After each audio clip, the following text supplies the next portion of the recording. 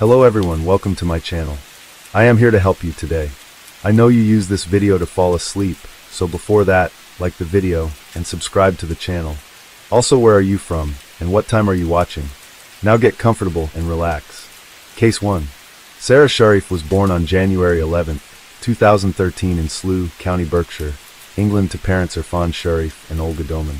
Sarah had long brown hair, big brown eyes, and a sweet smile. She loves singing, dancing, and playing the guitar. Irfan was of Pakistani origin, but had moved to the UK on a student visa in 2003 to study business management in London. At the time of our story, he worked as a taxi driver. Olga was originally from Poland and spoke very little English.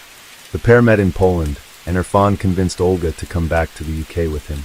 The couple married in 2009 and soon gave birth to Sarah's older brother a year later. As he's a minor, we'll be referring to him as Z throughout our story.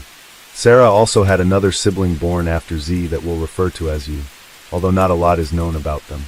Things didn't remain happy in the Sharif household for long. Irfan and Olga separated in 2015 and quickly divorced. Sarah and U originally resided with their mother, but in 2019, custody was awarded to Irfan. From there, they were whisked away, first to a tiny two-bedroom council flat in West Byfleet, then to a bigger semi-detached council house on Hammond Street in Oral. There, Sarah and U lived with their new stepmother, 30-year-old Binish Batul, Irfan's 29-year-old brother Faisal Malik, and 4 other children that the media described as belonging to the couple. Irfan had met Binish after picking her up in his taxi, while still married to Olga. Because Olga objected to her children being raised in the Muslim faith, her ex-husband cut off all contact. But in 2023, Sarah was allegedly bullied at school for wearing a hijab, after which she was pulled out of class and homeschooled by her stepmother. But we all know how that goes, and as we'll find out later in our story, it had nothing to do with bullying. On August 9, 2023, emergency services received a 999 call that was placed from Islamabad, Pakistan. On the call, a man confessed to the dispatchers that, "I've killed my daughter, and it wasn't my intention to kill her, but I beat her up too much." He claimed that his actions were intended as punishment, coldly admitting, "I'm a cruel father." That man was Irfan Sharif, who had fled England with his wife, brother, and 5 surviving children. In the early morning hours of August 10th, Sarah's body was located at the family's Hammond Road address by the Surrey police. She had been placed underneath a blanket in her bunk bed. All of the adults in the home were immediately named persons of interest, due to not only the 999 call, but a 3-page note that was left behind that read as follows. "I swear to God that my intention was not to kill her, but I lost it. My daughter is Muslim. Can you bury her like a Muslim, maybe? I will be back before you finish the post-mortem. Whoever sees this note, it's me, Irfan Sharif, who killed my daughter by beating. I am running away because I am scared, but I promise that I will hand over myself and take punishment. Love you, Sarah." At her autopsy 5 days later on August 15th, Sarah presented with numerous severe injuries that the medical examiner noted had been inflicted over time. 10-year-old girl was covered in more than 70 separate injuries, which included human bite marks, scalds on her feet, bruises, a burn on her, but that was caused by placing a hot iron onto her skin, a broken hyoid bone, a puncture wound to the head, a traumatic brain injury, 11 spinal fractures, and other numerous injuries to her fingers, shoulder blades, and ribs. She also had injuries that showed evidence that Sarah had been restrained. It would later be revealed that Sarah had a hood placed over her head before being beaten with a metal pole and a cricket bat. There were so many injuries, it was impossible to figure out which of them actually caused her death. On September 12, 2023, police raided a home in Jhelum, Punjab, Pakistan, belonging to Irfan's father. There, they were able to locate Irfan's 5 surviving children, who were unharmed and subsequently placed into foster care. On September 13th, all 3 adults were arrested at London's airport after flying back home by way of Sialkot in Dubai. It should be noted that there is no official extradition agreement in place between the United Kingdom and Pakistan. On September 14th, Irfan Sharif, Binish Batul, and Faisal Malik were arrested and charged with the murder, along with an additional charge of causing or allowing the death of a child. When Binish was interviewed by the police, she didn't have a ton of useful things to say. "You're about to be interviewed for the offense of murder. What's your understanding of murder? What's your understanding of that offense? Killing someone. Yeah, okay, so it's intentionally killing somebody, okay, in very simple terms, okay. That's the offense which you've been arrested for, and that's the offense which we're going to speak to you about, alright? What happened to Sarah? No comment. What did you see? No comment. Whose choice was it? How you left Sarah? No comment. You know, Dawn's just said, as you said in the video, you want to come back to the UK, clear your name in the UK courts. Well, here we are. This is the start of the process. So why would you not speak to us now? No comment. Who did that to Sarah? No comment. Do you love Sarah? No comment. Did you care about her at all? No comment. According to Irfan's father, Mohammed Sharif, as a stepmother, Binish Batol's behavior was not good with Sarah, and she always used to scold her constantly. Sarah had complained to Irfan about Batol's behavior, and she, Batol, denied it and said the children are lying. They all remained in custody ahead of the hearings at both the Guildford Magistrates Court and London's Old Bailey via video conference. In December of 2023, all 3 adults pled not guilty to all charges. The jury was sworn in on October 8, 2024, with the trial beginning shortly thereafter. On October 14th, the prosecution shared with the court the 999 call that Irfan placed after landing in Pakistan, claiming that he legally punished his daughter. We'll play that for you now. Hello? Yes, hello. Is everything okay? Nothing is okay. Can you write down my address, please? I don't understand what you're saying. Can you write down my address, please? Okay, what's your postcode? GU21 Yep. 42 Tango Quebec. Okay, what's happened? What number? What number? Okay, take a deep breath. Take a deep breath and tell me what's happened. I need you to take a breath because I cannot understand what you're saying, okay? Your daughter has died. Okay. Okay, don't worry. Hello, I'm still here. I'm still here. I'm still here. Okay. Who's killed your daughter? Okay, how? I'm gonna need you to slow down, okay? How have you killed your daughter? Okay, where is your daughter now? Okay, where are you? Okay, what's your name? What is your name? Can you spell that for me? Yep. Sorry, you are? Okay, second name, please. Brilliant. Can I get your date of birth? Sorry, my date of birth is November 25th, 81.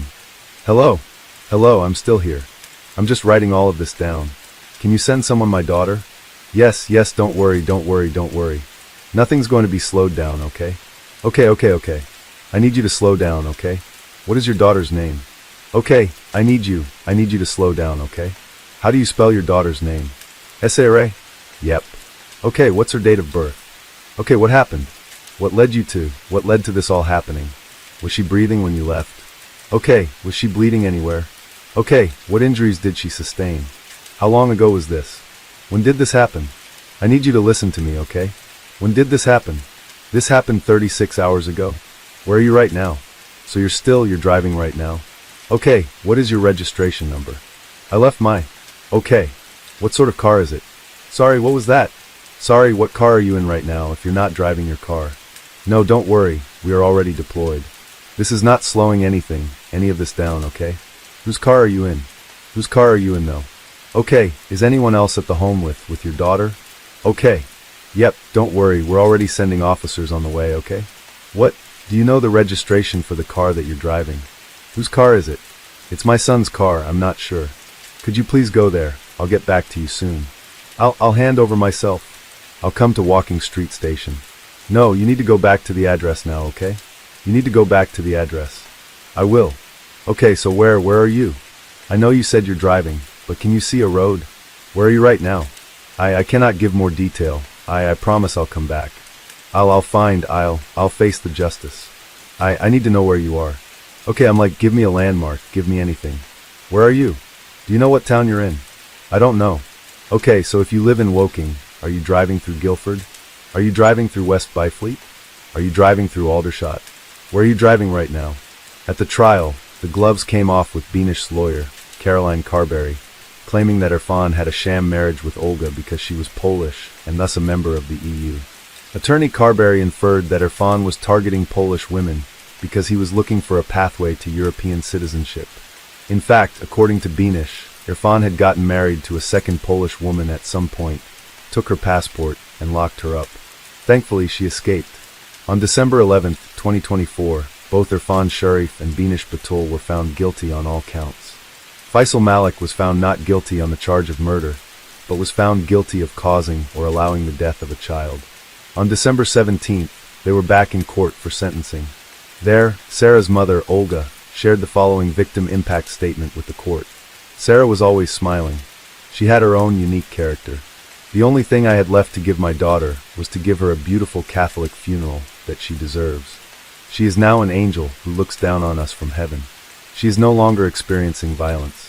To this day, I can't understand how someone can be such a sadist to a child. Addressing her ex-husband and his new wife, she said, "You are sadists. Although even this word is not enough for you, I would say you're executioners." Justice Kavanaugh condemned the pair for not showing a shred of remorse and described Sarah's treatment as nothing short of torture. The full video is over 49 minutes long and is available to view in our show notes. We'll play a portion for you now. The marks were consistent with restraints being used. In other words, with Sarah being tied up. Many of these injuries had tramline markings which showed that she had been beaten with an elongated object. You, Irfan Sharif, have admitted to beating Sarah on a number of occasions with a metal pole, part of a high chair. The pole was found at the property after Sarah's death. You also admitted to beating Sarah with a cricket bat, which was also found at the property. At one stage, you admitted to doing this multiple times, but then you changed your evidence, would only admit to doing so once. I have no doubt that in fact this was a regular occurrence. In addition to the 71 fresh injuries, the medical experts found a total of 25 separate fractures to the bones in Sarah's body. These included a fractured collarbone, 2 fractured shoulder blades, fractured ribs, a fractured humerus, 11 separate fractures to her spinal column, and fractures to bones in both of her hands. This is not a case of a single episode of maltreatment, therefore. This poor child was battered with great force again and again. Some of the injuries require special mention because they demonstrate the almost unbelievable torture to which Sarah was subjected in the last weeks of her life. The medical experts identified a fracture in the hyoid bone in Sarah's neck. This is a very unusual injury and was the result of very vigorous and energetic manual strangulation, quite possibly on more than one different occasion. Sarah sustained a serious brain injury a few days before she died as a result of a blow to her head. In addition, when she died, Sarah had open burn wounds on the bones of the inside of each ankle. The only possible explanation for this, as is made clear by the medical evidence, is that Sarah's ankles were tied, and then either her feet were wrapped around a hot pipe or, more likely, boiling water was poured on her ankles. Once again, the wounds had not been treated and no medical help had been sought for Sarah. The post-mortem investigation showed that Sarah had 6 bite marks on her body. 5 of them were on her left arm, and 1 was on the inside of her left thigh. The marks were made by an adult. Hugh, Irfan, Sharif and Faisal Malik and Sarah's older brother each provided teeth impressions, and each was excluded from being responsible for the tooth marks. Hugh Ben Ashpoodle declined to give a tooth impression, and the only possible inference is that it was Hugh who made these bite marks. Though the bite marks were not in themselves fatal injuries, the fact that you were prepared to assault Sarah in this way provides an insight into the extent to which you were complicit in and comfortable with the abuse that Sarah was suffering. But the medical and forensic evidence does not stop there. It is absolutely clear that in the last few weeks of her life, Sarah was tied up. She was trussed up with masking tape and with skipping rope. Even worse, she was hooded. Plastic bags were put over her head, which were then held in place with masking tape, and a hole was ripped in the plastic bag through which she could breathe. This treatment of a 10-year-old child is nothing short of gruesome. It is hard to imagine how terrifying it must have been for Sarah, especially as the treatment was at the hands of her own parents. In the end, Justice Kavanaugh sentenced Irfan Sharif to a minimum term of 40 years in prison, Dinesh Batul to 33 years in prison, and Faisal Malik to 16 years. Libby Clark from the Crown Prosecution Service shared the following words after the sentencing. Sarah Sharif was a lively and joyful 10-year-old girl whose life was tragically cut short by the very people who should have protected and cared for her. The evidence in this case painted a devastating picture of the suffering Sarah experienced leading up to her death and the campaign of abuse she was being subjected to in her own family home. Her injuries revealed the extent of the cruelty inflicted upon her, while the defendant's actions after her death demonstrated a shocking disregard for her life as they attempted to flee the country to evade justice, thinking only of themselves. Whilst her father and stepmother were responsible for subjecting Sarah to horrific abuse, her uncle took no action to stop or report it. This has been an incredibly complex and distressing case. It is thanks to the tireless work of the prosecution team, Surrey Police, international partners, and the CPS International Unit that we were able to secure justice for Sarah. I also want to thank the jury for their careful consideration of the harrowing evidence presented in court. Today's sentences reflect the cruelty and gravity of their crimes, and while no sentence can bring Sarah back, we hope this outcome is able to provide some small comfort to all those that knew and loved her.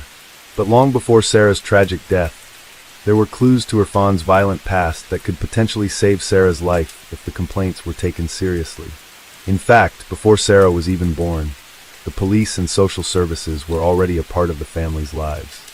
Records indicate that between 2010 and 2012, there were already 4 calls to the couple's home for reports of family violence. In 2010, Surrey County Council Children's Services became involved due to reports of violence and neglect directed at Sarah's older brother, Z. That same year, Z was found abandoned in a shop. Also that same year, Irfan was arrested for assaulting both Olga and Z. He hit the little boy so hard that he left a handprint on his back. In 2011, reports alleged that Z told his teachers that his father hit him. The following year, he claimed that it was his mother. He was found with burn marks on his body, and once again, he was abandoned out on his own.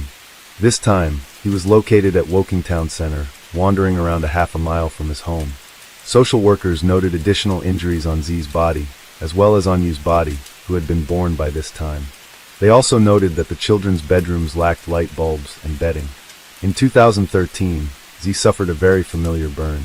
He'd been burned by a hot clothes iron, much like Sarah would be years later. When Sarah was born that same year, she was immediately placed under a care order. This gave the police and social services legal responsibility for the 3 children in the Sharif home.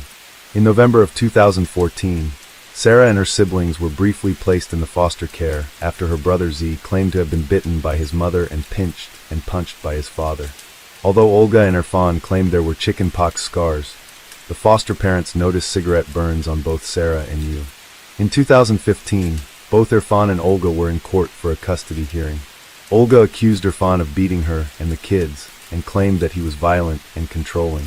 Although it was never mandated, Irfan agreed to take part in family violence courses and counseling. It should be noted that prior to Irfan even meeting Olga, he was accused of intimate partner violence and false imprisonment by 2 separate ex-girlfriends, one in 2007 and one in 2009. It is unclear if either of these partners were the imprisoned Polish women we mentioned previously, but it is alleged that one of these ex-girlfriends was a minor. In total, Irfan had been arrested on at least 5 separate occasions for his behavior. That same year, Sarah and Yu returned home to the family, and Z remained in foster care. According to the BBC, Z never went back home with Irfan and Olga. Sarah was in foster care once more in 2015 after Olga left Irfan, alleging that there was family violence. It was around this time the couple separated for good, and Sarah began living with mother full-time. Through this history, Irfan was only allowed supervised visits. Everything seemed to calm down for the family up until Easter of 2019. It was then that Sarah confessed to Irfan that her mother had been hurting her. She told her father that Olga had tried to burn her with a lighter, had slapped her, pinched her, pulled her hair, and tried to drown her. Irfan videotaped this confession and submitted it to social services. It is unclear if this confession was coached. In October of 2019, custody of both Sarah and Yu were awarded to Irfan and his new wife, Binish, despite his 5 arrests and previous police and social services involvement. It should be noted that the judge that awarded custody to Irfan was the same judge that had taken part in all of the Sharif family hearings from 2013 to 2015 and was well aware of the type man Irfan was. By January of 2023, Sarah began wearing a hijab to school to try to hide her bruises, but it didn't work. By March, mandated reporters were making calls to social services, but sadly, the case was dropped in a matter of mere days. The following month, Binish pulled Sarah out of school, and the violence only intensified in the last weeks of her life. She was forced to take care of all of the younger children and treated as a maid in her own home.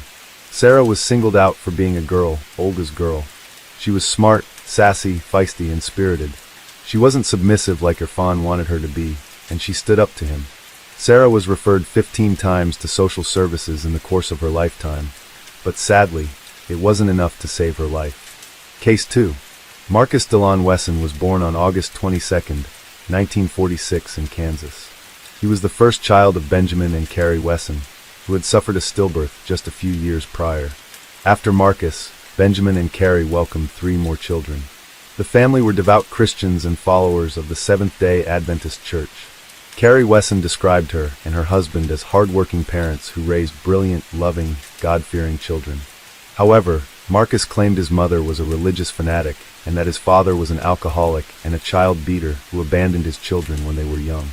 In the early 1960s, the Wessons said goodbye to Kansas and moved to San Bernardino, California.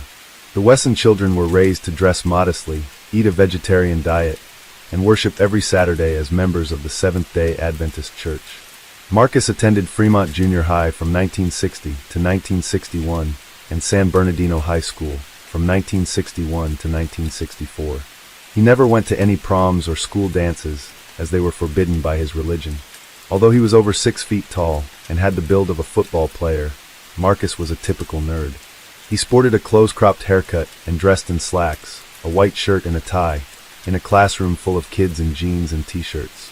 In his free time, he studied, sang in the school choir, and played with his electric toy trains. It should be noted that Marcus was obsessed with trains. His childhood friend, Charles H. Cox, remembers that they would watch freight trains pass through town and trade HO model trains. Marcus had shown signs of high intelligence from an early age. At just 2 years old, he had memorized the location of every song in his mother's huge stack of gospel records. Years later, he was able to put together intricate puzzles that confused adults. The young boy he rescued and cared for injured animals he found out and about. On one occasion, he found what appeared to be a dead dog in a trash can. His mother said the dog was dead. Marcus refused to listen.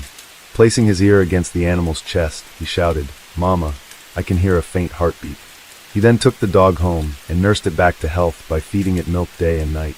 As a teenager, Marcus was able to build go-karts and electric cars without any instruction. His construction work even caught the eye of an engineering professor at Stanford, who asked Marcus where he trained to be built like he did, which Marcus replied that he had no training. He was just a gift from God. While Marcus was intelligent, he never achieved enough credits to graduate high school. He dropped out early and enlisted in the U.S. Army on June 22, 1966. Records show he spent 10 weeks receiving medical corpsman training at Fort Sam Houston in Texas before working as an ambulance orderly and driver of the 695th Medical Ambulance Company. He was mostly stationed in Europe, where he was based from November 27, 1966 to February 6, 1968. He was deployed in Vietnam at some point. On June 2, 1968, he returned to the United States and spent 4 years in the inactive reserves. He lived in San Jose, California, and moved in with Rosemary Solario, a middle-aged divorcee living with her young children, including 8-year-old Elizabeth Solario. Rosemary had just gotten out of an abusive marriage and said she grew fond of Marcus because he was kind and friendly, and he helped her look after her kids. While living with the Solarios, Marcus traveled to San Francisco a lot. Details of these visits are unknown, and his cousin Morgan Wesson always thought they were strange because Marcus was a homebody who didn't smoke, drink, or do drugs. He was also unemployed and had very little money. He noticed to Rosemary Marcus was becoming extremely close with her young daughter Elizabeth. According to a neighbor, in 1971, Elizabeth gave birth to Marcus' son. She was just 12 years old, and he was 25. It is unknown whether the baby died or was given up for adoption. 3 years later, in 1974, Marcus and Elizabeth got married. She was 15, and he was 27. They both listed their occupations as students. Marcus would tell Elizabeth that she belonged to him, that the Lord knew she was destined to become his wife. The couple relocated to Santa Clara County after the ceremony, and 4 months later, their son Dorian was born. By the end of the 1970s, the couple had 3 more children, Adrian, Kiani, and Sabrina. In the 1980s, Marcus and Elizabeth welcomed 6 more children, Alme, Marcus Jr., Elizabeth, Serafino, Gypsy, and Donovan, who sadly died at 6 months old from spinal meningitis. Marcus also had 4 nieces from his wife's side of the family, Safina Solario, Rosie Solario, Ruby Sanchez, and Ruby Ortiz. Marcus worked as a janitor to support his family, but never made enough money to put a decent roof over their heads. The Wessons had multiple homes, like a converted school bus, a sailboat anchored at Moss Landing in Monterey County, and a trailer in the mountains. Marcus made several welfare claims over the years because of his living conditions. In 1981, he finally bought a house using a $60,000 loan. It was small, rundown, and at the corner of Hammond and Weber Avenues. The house was infested with weeds, and toy freight trains would rumble around the home, weaving in and out of weeks-old trash that had piled up. Marcus and his family still kept ties with the Seventh-day Adventist Church, and in the late 1980s and early 1990s, the family started attending a 10-day spiritual retreat in Soquel. The Wesson family spent a lot of time at the Santa Cruz beach and harbor. The kids loved playing on the beach, and Marcus had been renting a permanent slip at the harbor for his small boat since September of 1984. In 1988, Marcus took his kids to the beach one day and met a Stanford University student named Steve Sobrato. The two began to talk, and Marcus boasted about raising his children with a Christian upbringing, homeschooling them, and keeping them away from what he described as corporate America. He also spun up a story about being a top bank executive who gave it all up to raise children. Steve praised the Wesson children for being so polite, quiet, and smart, and Marcus invited him for dinner on the boat. He remembers that day specifically because Marcus had served hamburgers from the dumpster at the back of the McDonald's. In 1989, Marcus was criminally charged with perjury and welfare fraud related to the sailboat he owned at Moss Landing. It was viewed as excess property, and county authorities said he was overpaid by more than $20,000 in benefits and food stamps. He appealed to the courts, claiming all the money was spent on shelter and food for his family. Marcus disliked his defense lawyer, Jim McMillan, and thought of himself as a better legal layman. As a result, he filed a series of motions independently, one of which was dismissed by the judge as gibberish. After that, Marcus started to believe the welfare department was conspiring against him. In one court document, he wrote that the welfare department felt, in their opinion, the suspect had simply been on welfare too long and is able-bodied and is using his educational background to stay on welfare. Marcus was convicted of welfare fraud and perjury in 1990 and sentenced to 5 years probation, 180 days in jail, and several fines. He was ordered to find a job and sell his boat to pay overdue bills at the harbor. Marcus appealed his conviction, but the court rejected the motion in 1992. After that, he was caught failing to follow the terms of his probation. In a letter to the court, Marcus described himself as old, unemployed, homeless, unskilled, with no work history. However, his defense lawyer, Jim McMillan, described Marcus as an eccentric but fairly intelligent, a man who seemed to have a full-time job simply managing his family. Jim visited the sailboat in the Wesson camp in the Santa Cruz Hills, noting it wasn't like they were living lifestyles of the rich and famous. Kiani Wesson remembers her father fondly, recalling how they enjoyed weekends at the beach in Monterey and Santa Cruz, and how they all went on trips to Fresno and Washington State. During these trips, Marcus would play tapes the family had mixed in recording sessions.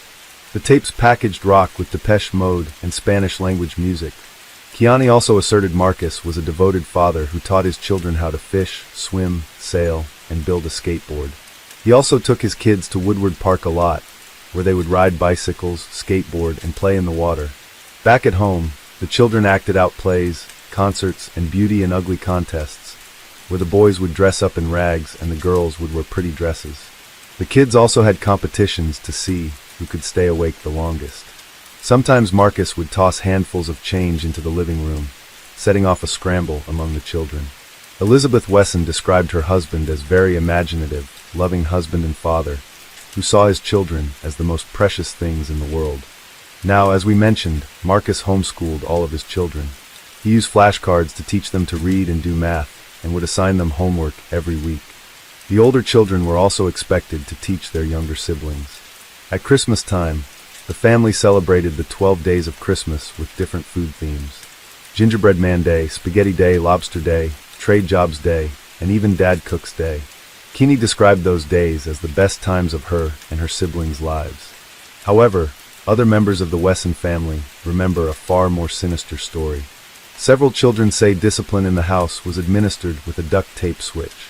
When Marcus beat them, he would always say, "Well, you know I love you still, and the only reason I'm doing this is to make you a better person." He also forced boys and girls to live separately, so brothers and sisters hardly even knew each other.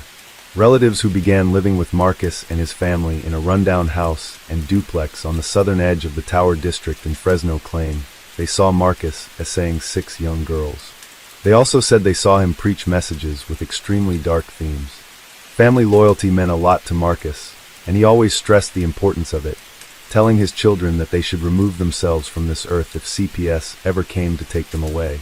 He would even ask them, if the time came, "Are you ready?" Marcus also made his children believe that he was Jesus Christ incarnate, and that all police officers were Satan. Marcus liked to interpret passages from the King James Bible as justification for his plan to impregnate his young nieces and his daughters. For example, in Genesis 19:30-38, after the destruction of Sodom and Gomorrah, Lot's daughters get him drunk on 2 consecutive nights and have relations with him in order to preserve the family line. In Genesis 20:12, Abraham says of his wife Sarah, "And yet indeed she is my sister.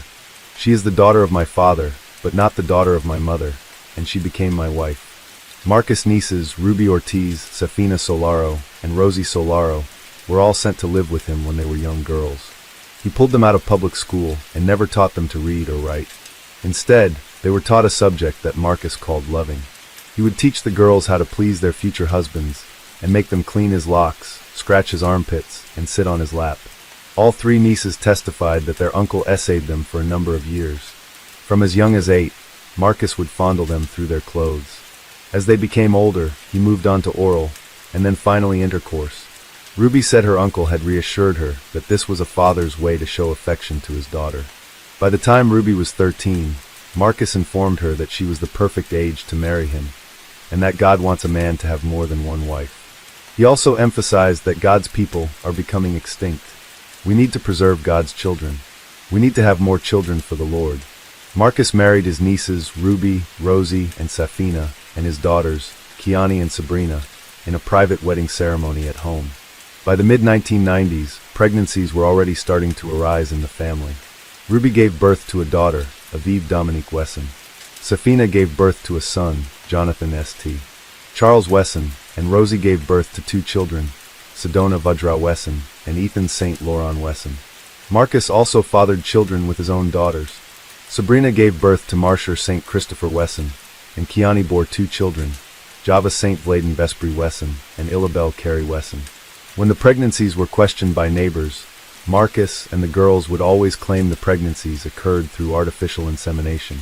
Kiani and Rosie insisted it was all consensual, noting, "Whatever happened in the home was by agreement and talk. It was totally by choice. We had a democratic family." Both girls testified that all the young women had agreed to be surrogate mothers for Marcus, whose wife Elizabeth was no longer able to bear children. However, Ruby and Safina both ran away from the household shortly after giving birth. Marcus continued to expand his unconventional collection of properties in the mid to late 1990s. He purchased 2 boats in Marshall, a town in Marin County. One of these boats was a dilapidated 63-foot tugboat where the family occasionally lived. Presidents of Marshall recalled Marcus's plans to refurbish the boat and sail around the world with his children. A rugged hills of Santa Cruz, Marcus maintained a large army tent. In 1997, he reached out to his friend Alex Wheeler to discuss the campsite. Alex had inherited the property from his father, A.J. Wheeler, a former IBM computer programmer. Marcus claimed to have a rent-to-own agreement with Alex's father for a 1/4 acre of land, though he couldn't provide any documentation. By 1998, the Weston family encampment had grown to include a large canvas tent, a motorhome, a trailer, various appliances, and scrap metal. Pipes, stoves, stainless steel sinks, bins, and tanks were scattered across the grounds. Although there was no running water, Marcus had constructed a makeshift bathroom with a shower and toilet in front of the motorhome. Despite Alex's friendly conversations with Marcus, who was articulate and well-spoken, he never received a straight answer regarding the property's clearance. Marcus once described himself as an indigenous derelict, which left Alex puzzled and quite uneasy. By the turn of the millennium, Marcus and Elizabeth Weston's children were teenagers or young adults, many working at places like McDonald's before moving on to jobs at the Radisson Hotel in downtown Fresno. Marcus managed the family's finances, with Keene Weston recalling he was our financial advisor. He could take $20 and make it seem like we had $200. While other people our age had no assets, no home, nothing, we gave our money to Marcus to invest. Meanwhile, Marcus's religious delusions became more bizarre as years went by. He started writing his own Bible, believing that he was a vampire Jesus Christ who held the link to eternal life. In this Bible, he wrote that drinking blood was the key to immortality. Marcus would also make his kids sit and watch vampire movies instead of homeschooling them like he should have. He also became a vehement supporter of Branch Davidian leader David Koresh, who had multiple wives and children. Many of those wives were little girls. David and nearly 80 followers died in a fire at their Waco, Texas complex, ending a 51-day siege by federal agents in 1993. While watching the news report of the siege, Marcus turned to his children and said, "This is how the world is attacking God's people. This man is just like me. He is making children for the Lord. That's what we should be doing, making children for the Lord." In 2000, the family's assets included a historic 2-story Tudor home near Fresno City College. Built in 1935, the house was sold by lawyer Frank Muna to Keani Wesson, Sabrina Wesson, Safina Solario, and Ruby Sanchez. Frank remembered the buyers leaving a note at the fire-damaged house expressing interest in purchasing it. He met with Marcus and several young women to discuss the necessary repairs. At first, Marcus claimed he wasn't related to the women, but later stated he was the uncle of 2 of the buyers. Although Marcus's name was not on the title, he contacted contractor Larry Prock after seeing his advertisement in the Thrifty Nickel. Larry represented the owners in a city hall hearing arguing against the house's demolition. Larry wasn't hired for the extensive remodeling job, though he estimated it at $80,000 and spent hours on the phone with Marcus, who was always cordial and polite. Marcus often discussed his family, boat, and views on homeschooling, even mentioning that he lived on a boat most of the time. However, the Cambridge Avenue house had numerous code enforcement issues. City complained about the lack of progress in refurbishing the home and noted that someone was living in an old shed behind the main house. Keani and Sabrina Wesson handled most of the code enforcement complaints, while officials who encountered Marcus at the house described him as a workman. In May 2001, Frank Muna sued the women for failing to pay the full price for the home. He noticed a close relationship between Marcus and the women, often seeing one with her hand in Wesson's back pocket or giving him a goodbye kiss on the lips. Frank also saw 2 coffins on the property, one of which seemed to be used as a crib for a baby. Enrique Reed, who worked for a Fresno funeral home, recalled Marcus buying several caskets from an antique store, claiming they were used for making furniture. Enrique encountered Marcus again at a yard sale, where he offered to buy the caskets, but Enrique refused. During this visit, Marcus was accompanied by 3 young women, one of whom appeared to be pregnant. In December of 2002, Marcus submitted a manuscript about his life to Vantage Press, a New York publishing company, but it was rejected for being incoherent. Big surprise. Meanwhile, the Cambridge Avenue house continued to face code enforcement battles. Inspectors noticed a large school bus and an enclosed utility trailer parked in the driveway, issuing citations for illegal storage of the vehicles. Most legal disputes dissipated when the house was sold a few weeks later, but the Wesson family, now larger and more complex, didn't move far. In September, Rosie purchased a new home near Roding Park, and the Wessons settled into the neighborhood. Despite their new residence, the family was still spotted around Marshall, often seen in the oceanfront town on their anchored boat. Residents of Marshall reported that authorities had evicted Marcus and his family from their boat due to several noise complaints. The family also faced conflicts with the city officials at their new Fresno home, located at 760 on West Hammond Avenue. Authorities claimed the family violated city codes by living in a building zoned for commercial, not residential use. Additionally, the converted school bus parked in the residential area drew further citations. Inspectors issued a citation and set a deadline for the family to either vacate the premises or obtain a special permit to stay. The deadline was March 12, 2004. At approximately 2 p.m. that day, Safina Solario and Ruby Sanchez returned to the Wesson house, wanting to reclaim their children because Marcus was planning to move to Washington State with them. They stood in the front yard, shouting for Marcus to release their children. He stood in the doorway, insisting the children remain with him until they were at least 7 or 8.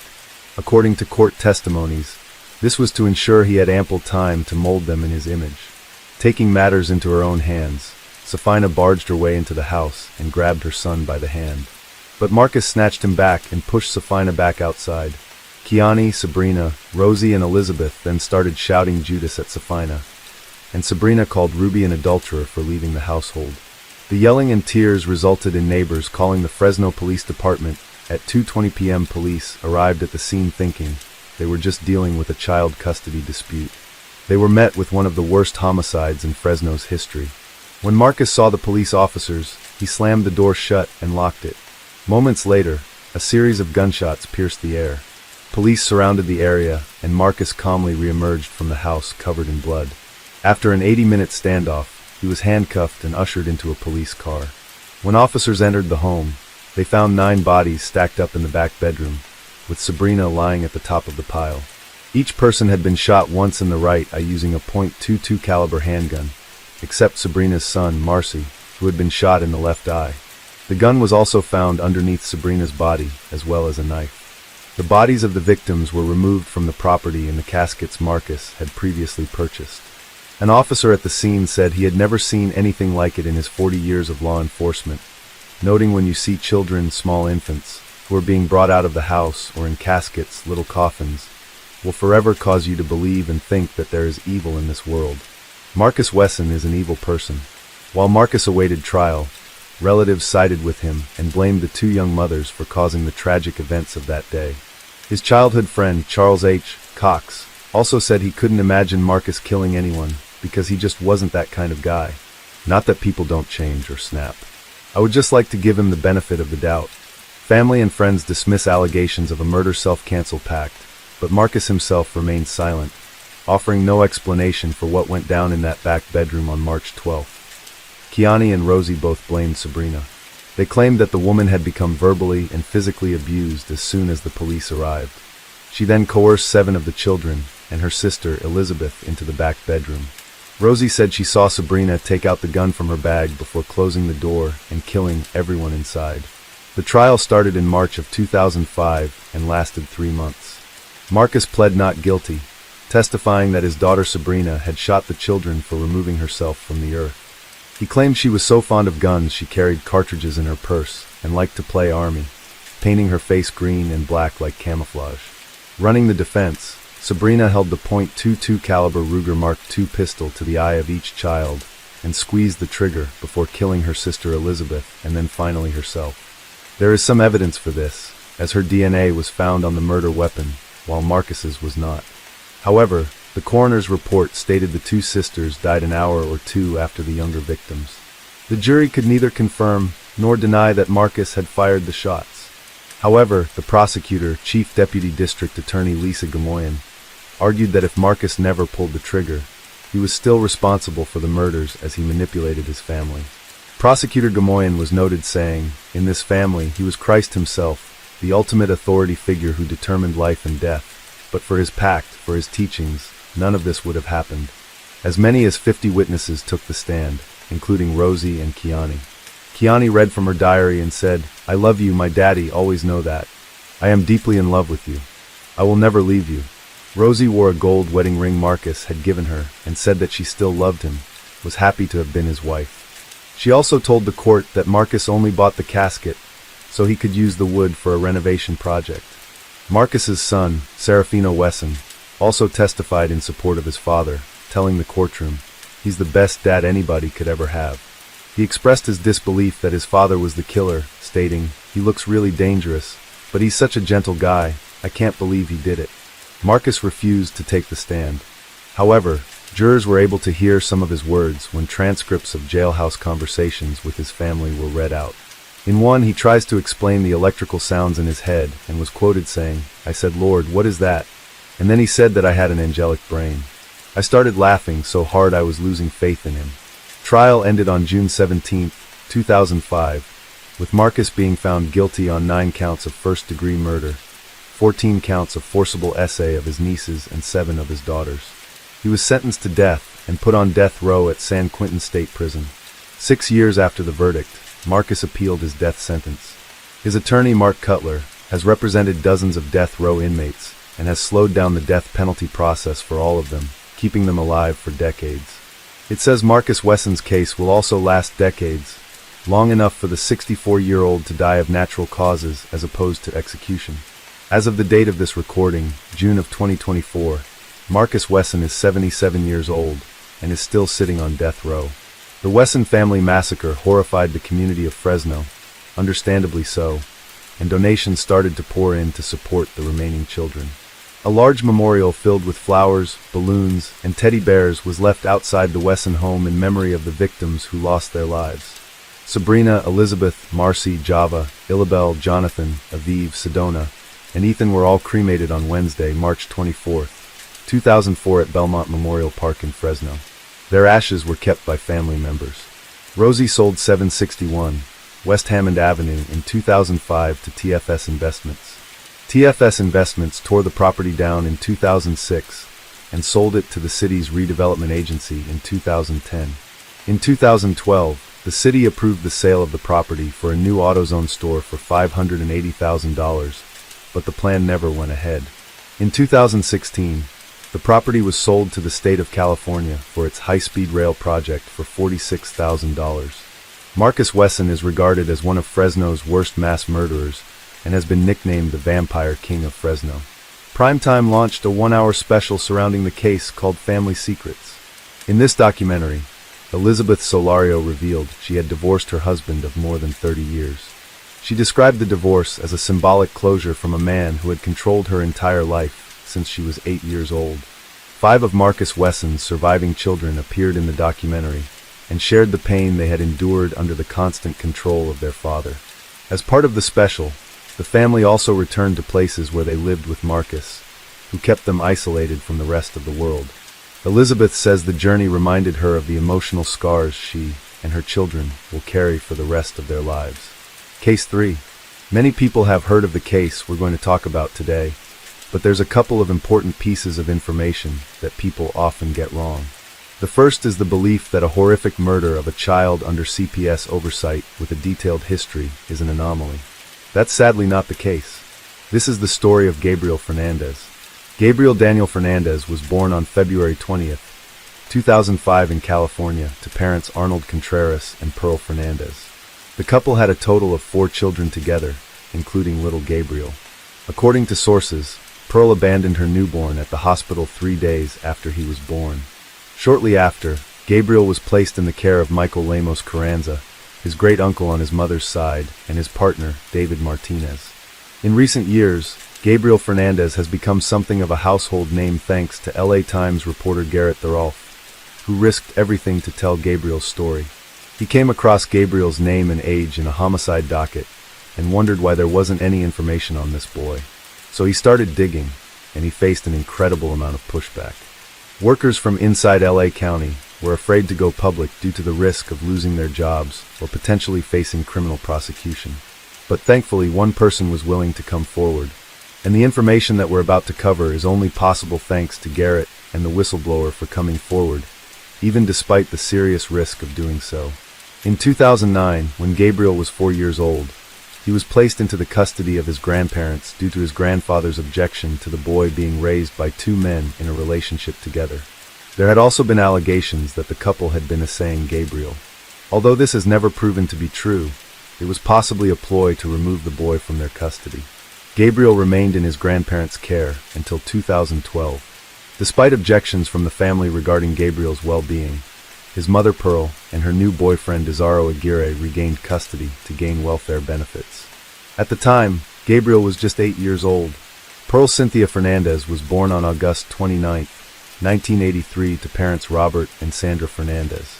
She had a complicated upbringing with her father in and out of jail for the bulk of her childhood.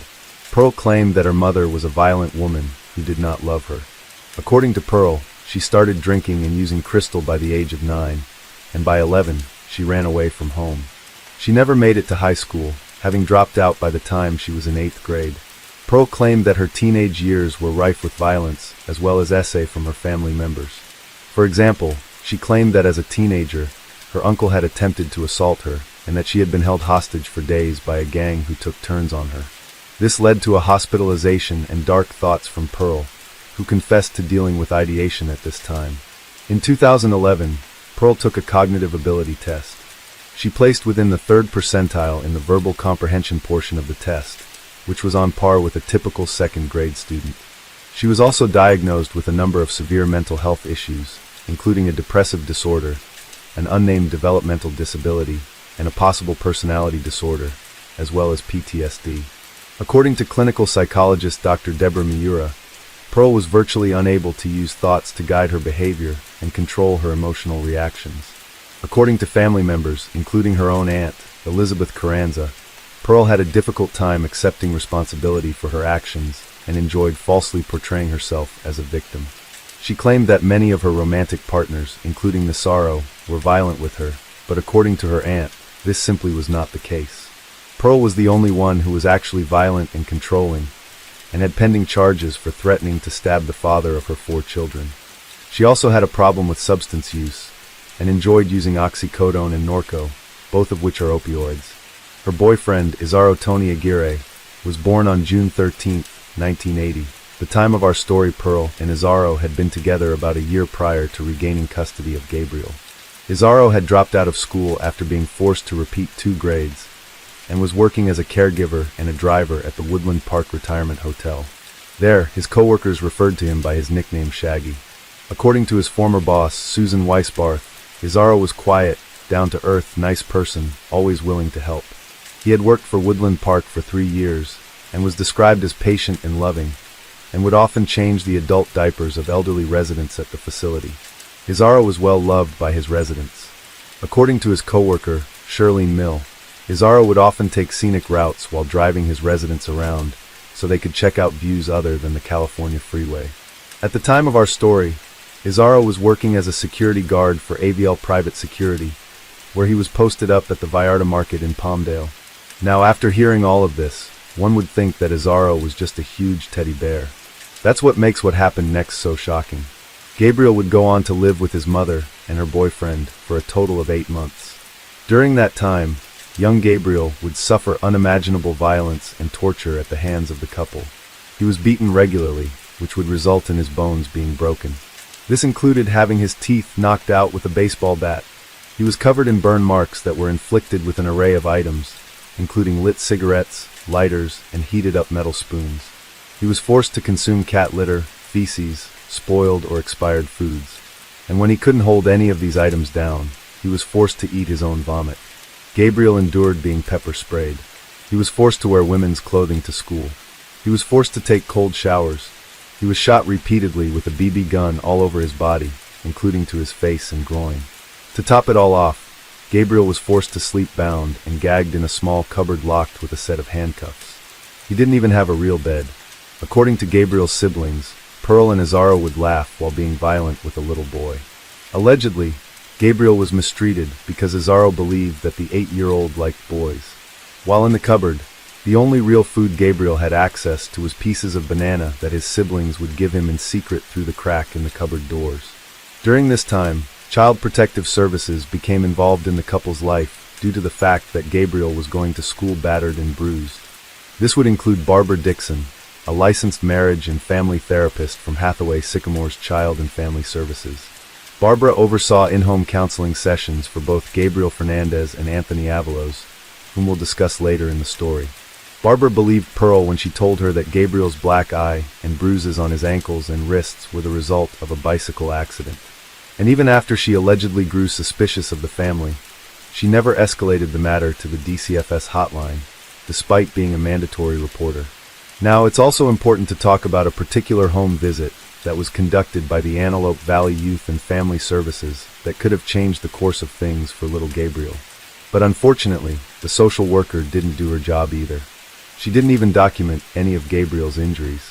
Upon leaving the family home, Pearl presented the social worker with a series of notes that Gabriel had written, had messages on them indicating that he wanted to remove himself from this earth. Rather than taking them seriously, the social worker trusted Pearl's words that Gabriel was doing just fine, wasn't presenting any current signs of ideation, and wasn't a danger to himself or others.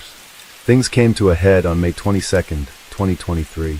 Allegedly, Gabriel had failed to pick up his toys after he was done with them, which led to the couple beating him. Except this time, Gabriel wasn't breathing. Pearl called 911 and emergency services were dispatched to the couple's apartment located in a complex on East Avenue Q10 in Palmdale. First responders found Gabriel laying naked on the floor, covered in injuries. Rather than provide them with any useful information, Isaro again doubled down on insisting that the 8-year-old Gabriel liked boys. Gabriel was rushed to the Children's Hospital Los Angeles, where doctors declared the little boy brain dead. Gabriel Daniel Fernandez passed away 2 days later on May 24, 2013. At autopsy, his cause of death was determined to be blunt force trauma, neglect, and malnutrition. His manner of death was a homicide. Gabriel's body was later cremated, and his ashes were provided to his family members. Just a day prior on May 23rd, both Pearl Fernandez and Isaro Aguirre were arrested in connection with Gabriel's death and were charged with first-degree homicide with a special circumstance for torture. Prosecutors were quick to announce that they planned to seek the death penalty for both defendants. In a bid to avoid the death penalty, Pearl decided to take a plea deal on February 15, 2018. As part of the agreement, the death penalty would be removed from the table. Pearl would plead guilty in exchange for life imprisonment without the possibility of parole. Isaro, on the other hand, decided to plead not guilty to his charges, and his case went to trial, prosecuted by both Deputy District Attorney Jonathan Hadami and Deputy District Attorney Scott Young. Prosecutor Hadami will become something of a household name as our story progresses. Now, many felt that the prosecution should have classified Gabriel's death as a hate crime due to the fact that Isaro would often beat Gabriel because he thought that he liked boys. According to Prosecutor Hadami, they chose not to pursue a hate crime charge for strategic reasons. Jury selection began in September of 2017 and consisted of 7 women and 5 men.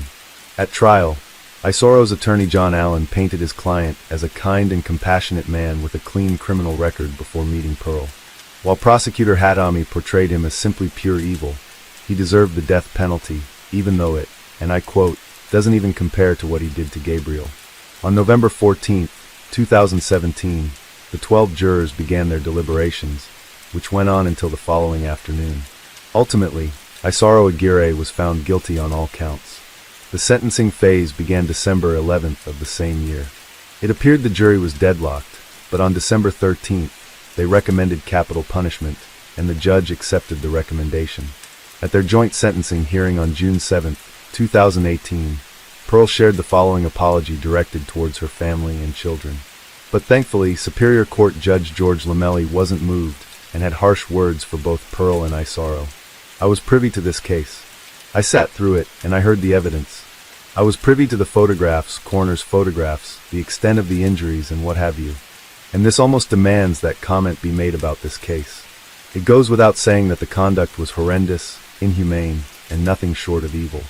The repeated beatings, burning, starving, binding, shooting Gabriel with BBs that were embedded in different parts of his body, knocking his teeth out with a bat, locking him in a dark cabinet while he's bound, and starving this poor child. It is unimaginable the pain that this child probably endured. And from what I heard, Gabriel was a kind, loving individual who just wanted to be loved. And so, you want to say that the conduct was animalistic, but that would be wrong, because even animals know how to take care of their young, some to an extent that they will sacrifice their own lives in caring for their young.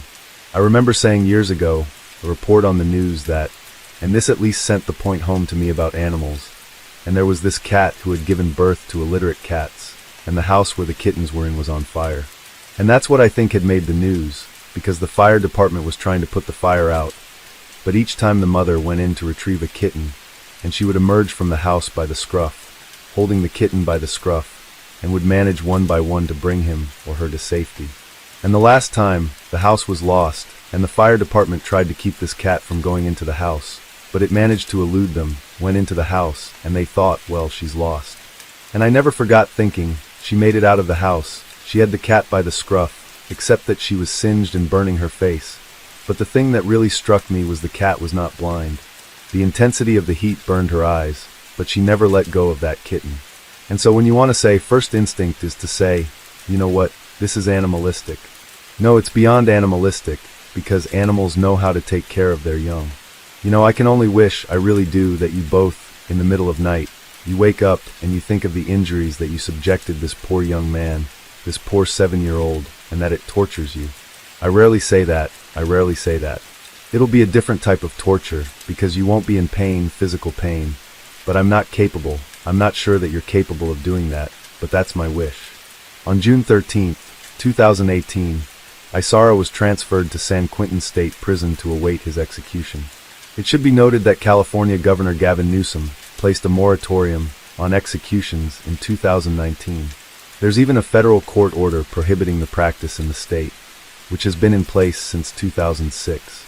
The convicted can still be sentenced to death, but actual procedures are currently not being carried out. Many of California's condemned are simply dying of natural causes on death row, which include the likes of Charles Manson and the Night Stalker Richard Ramirez. The spring of 2021, Isara Aguirre was transferred to the Richard J. Donovan Correctional Facility in San Diego. On June 21, 2018, Pearl was transferred to the Central California Women's Facility in Chowchilla. April 8, 2021, Pearl attempted to be resentenced. She claimed that due to new changes in California law, she wouldn't have been eligible for life without the possibility of parole if she were to be sentenced today. Thankfully, Superior Court Judge George Lamelli was having none of it, and after a careful review concluded that Pearl was not entitled to resentencing relief. According to sources, things haven't been going well for Pearl in prison, as her fellow inmates know exactly what she's done, and she's been getting her come-up-in, something that we surprisingly rarely see happen to perpetrators when we research these stories. Another thing that's rare to see in the cases that we cover are social service workers being held accountable for their actions when they fail the children they're supposed to be protecting. The social workers in charge of Gabriel's case, Stephanie Rodriguez and Patricia Clement, as well as their supervisors Kevin Baum and Gregory Merritt, stood accused of actually neglecting Gabriel and falsifying public records. In fact, Gabriel wasn't a little boy that simply fell through the cracks. People in his life were well aware of what was taking place with him.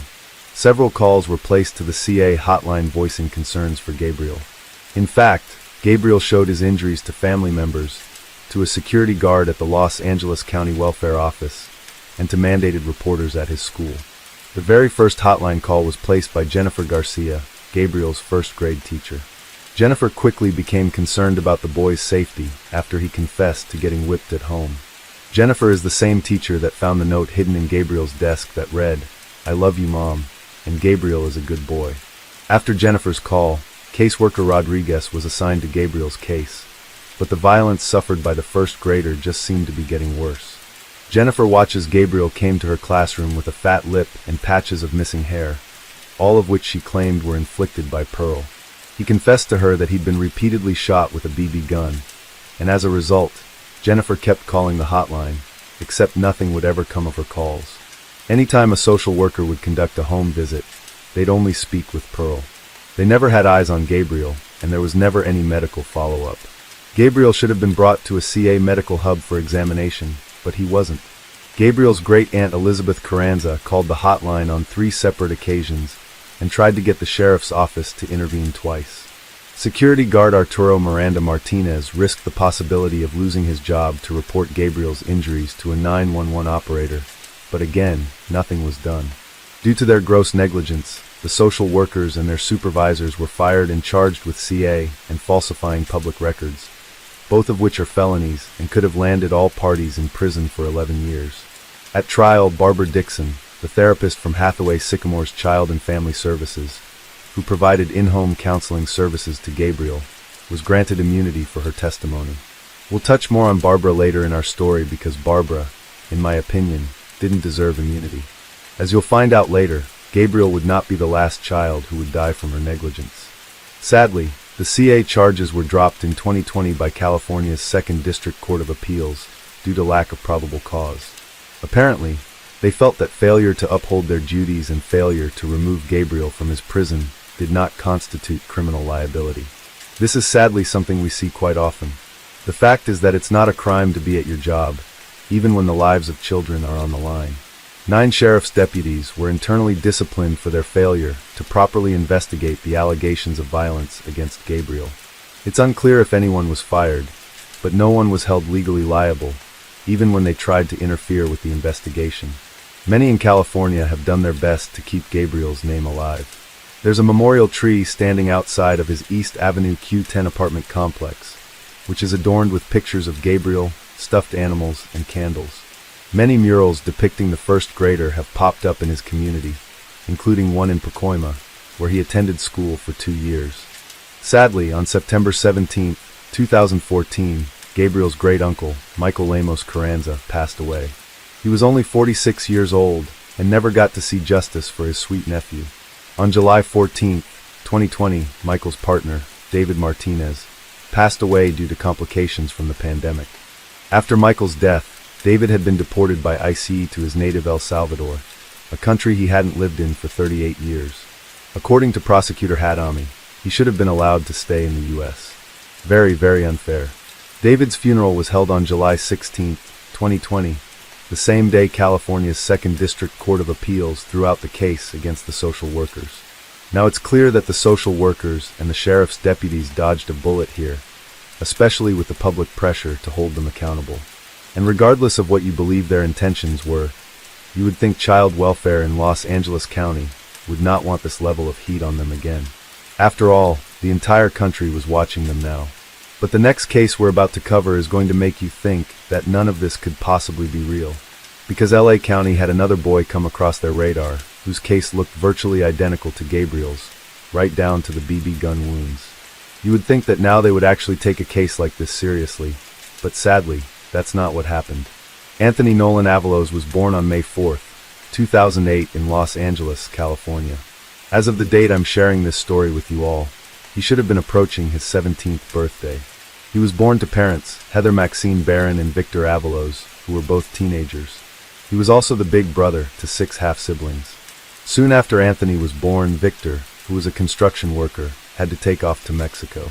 Victor was able to keep in contact through video calls, but Heather had a difficult time making ends meet at her part-time job at a local Subway. She went on to live with Anthony and later his other siblings in a cluttered, chaotic apartment off of Challenger Way in Lancaster, California. According to his aunt, Maria Barron, he was very loving and always wanted to cuddle. He was a hard worker. Dancing was something he always enjoyed. He loved watching football with his Uncle David. He loved the Cowboys. He loved going to the park. He was good at playing video games. He always enjoyed eating papooses when his mama would make them for him. His mother, Heather, didn't have the greatest start in life. She grew up with 2 older siblings named Crystal and David. After her mother, Wendy, left her father when she was just 4, she married a man named Roger Brown, an ex-con she'd been pen pals with when he was still serving his sentence. Wendy told the kids that he had been incarcerated for robbery, but the truth came out soon enough. Now, according to Heather, she and her sisters were repeatedly essayed by their stepfather. You'd think after what she and her sister endured, Heather would have kept her son away from him, but she didn't. Allegedly, Heather would leave Anthony with Roger from time to time. She said she wasn't worried about Anthony's safety because, and these are her words, he preferred girls to boys. As it turned out, she was wrong about that. When Anthony was just 4 years old, his mother brought him to a health clinic after he claimed that someone in the family had been touching him in an inappropriate manner. The visit resulted in the first of many calls to the CA hotline. DCFS records indicated that investigators concluded the incident had occurred, but they did not set up ongoing supervision or counseling after assurances from Anthony's mother that she would find him help and keep him away from the person that was hurting him. After he turned 6, his Aunt Crystal told her therapist that Heather was beating her nephew and locking him in a room with no access to food or a bathroom. Being a mandated reporter, the therapist called the hotline on April 29, 2014 to report what had been shared with her. A call was taken seriously and DCFS became involved. Anthony verified the account to a caseworker who interviewed him at his school. Further interviews revealed that his mother had not gotten him counseling, and due to this, Anthony began acting inappropriately with another child, which experts have found is not uncommon with child victims of SA. Furthermore, his siblings told them that Heather was beating him. Caseworkers believed that there was neglect in the home, and they referred the family to the department's voluntary family maintenance program. Under this program, children can stay with their families while they work to resolve issues. The program is designed for low-risk cases as a means to reduce the number of children in foster care. However, caseworkers placed Anthony into the program even though he was considered a high-risk case. There is often no judicial oversight or an attorney to represent the child's best interests, which is a huge problem. Gabriel Fernandez had actually been placed in this exact same program despite being considered also very high risk. One of the caseworkers assigned to Anthony was Matthew Mansfield, a veteran DCFS supervisor, who also played a role in Gabriel's placement in the voluntary program. In Anthony's case, Mansfield and colleague Mark Millman brought in counselors from the Children's Center of the Antelope Valley to provide services for Heather and her kids. This was the same agency that didn't take Gabriel Fernandez's notes seriously. According to Counselor Luis Ramirez, based solely on the information provided by Ms. Barron, the assessor believes that her capacity to provide suitable care for her children is severely limited by her poor parenting skills, poor judgment, and denial and lack of awareness of her mental health issues. Now, according to relatives, Heather had a history of depression, possibly even postpartum. She would have crying spells, complaints of feeling empty and lost, and seemed incapable of connecting with her children. But these weren't just normal blues. Heather had violent bursts of aggression that seemed to be on a hairpin trigger. She would hit the children with whatever object was close by, a wooden spoon, a ping-pong paddle, belts, shoes, or a hanger. Allegedly, when confronted by her siblings about the rampant mistreatment of her kids, Heather pretty much told them that what she did to punish her kids was her business. But despite having these types of mental health and emotional issues, Heather continued to have more children. By now, she was 24 with 4 kids, and she was pregnant again. Caseworkers in Los Angeles County weren't taking what Anthony was going through seriously. They refused to remove him from Heather's care, even after the 6-year-old wrote a note threatening to remove himself from the earth. This is exactly what happened with Gabriel Fernandez. And what's more, there were warning signs that were exactly identical to Gabriel's, such as appearing in school with facial wounds from a BB gun, and finally, after telling his teacher that his mother was hurting him. Wendy Wright, another counselor at the Children's Center who spent significant time with Anthony and his mother, called the hotline on October 14, 2014, to report that Heather grabbed one of Anthony's siblings violently and dragged him across the room. She consistently talked about her children in derogatory terms and displayed nothing but anger towards them. Ms. Wright told the hotline operator that Mark Millman was slow to respond to her phone calls and did not seem to take action when she finally reached him. Her call was later dismissed as unsubstantiated. I saw nothing but anger towards those children, verbal abuse, emotional abuse. She showed absolutely no affection towards any of them. Even the 2 weeks. At that time the baby was 2 weeks old. Okay, she seemed completely detached. Shane Bulkley, another DCFS worker who was assigned to investigate Wendy Wright's report, wrote in his notes that Heather cursed, yelled, and acknowledged hitting her kids with a belt. He quoted Mark Millman as saying, "Given the children and their age and their behavior, she's doing all she can." However, both Shane Bulkley and Mark Millman later declined to comment on that particular statement. On November 5, 2014, yet another therapist at the Children's Center, named Crystal G, called the hotline to report that one of the children told her, "Mommy whoops our asses."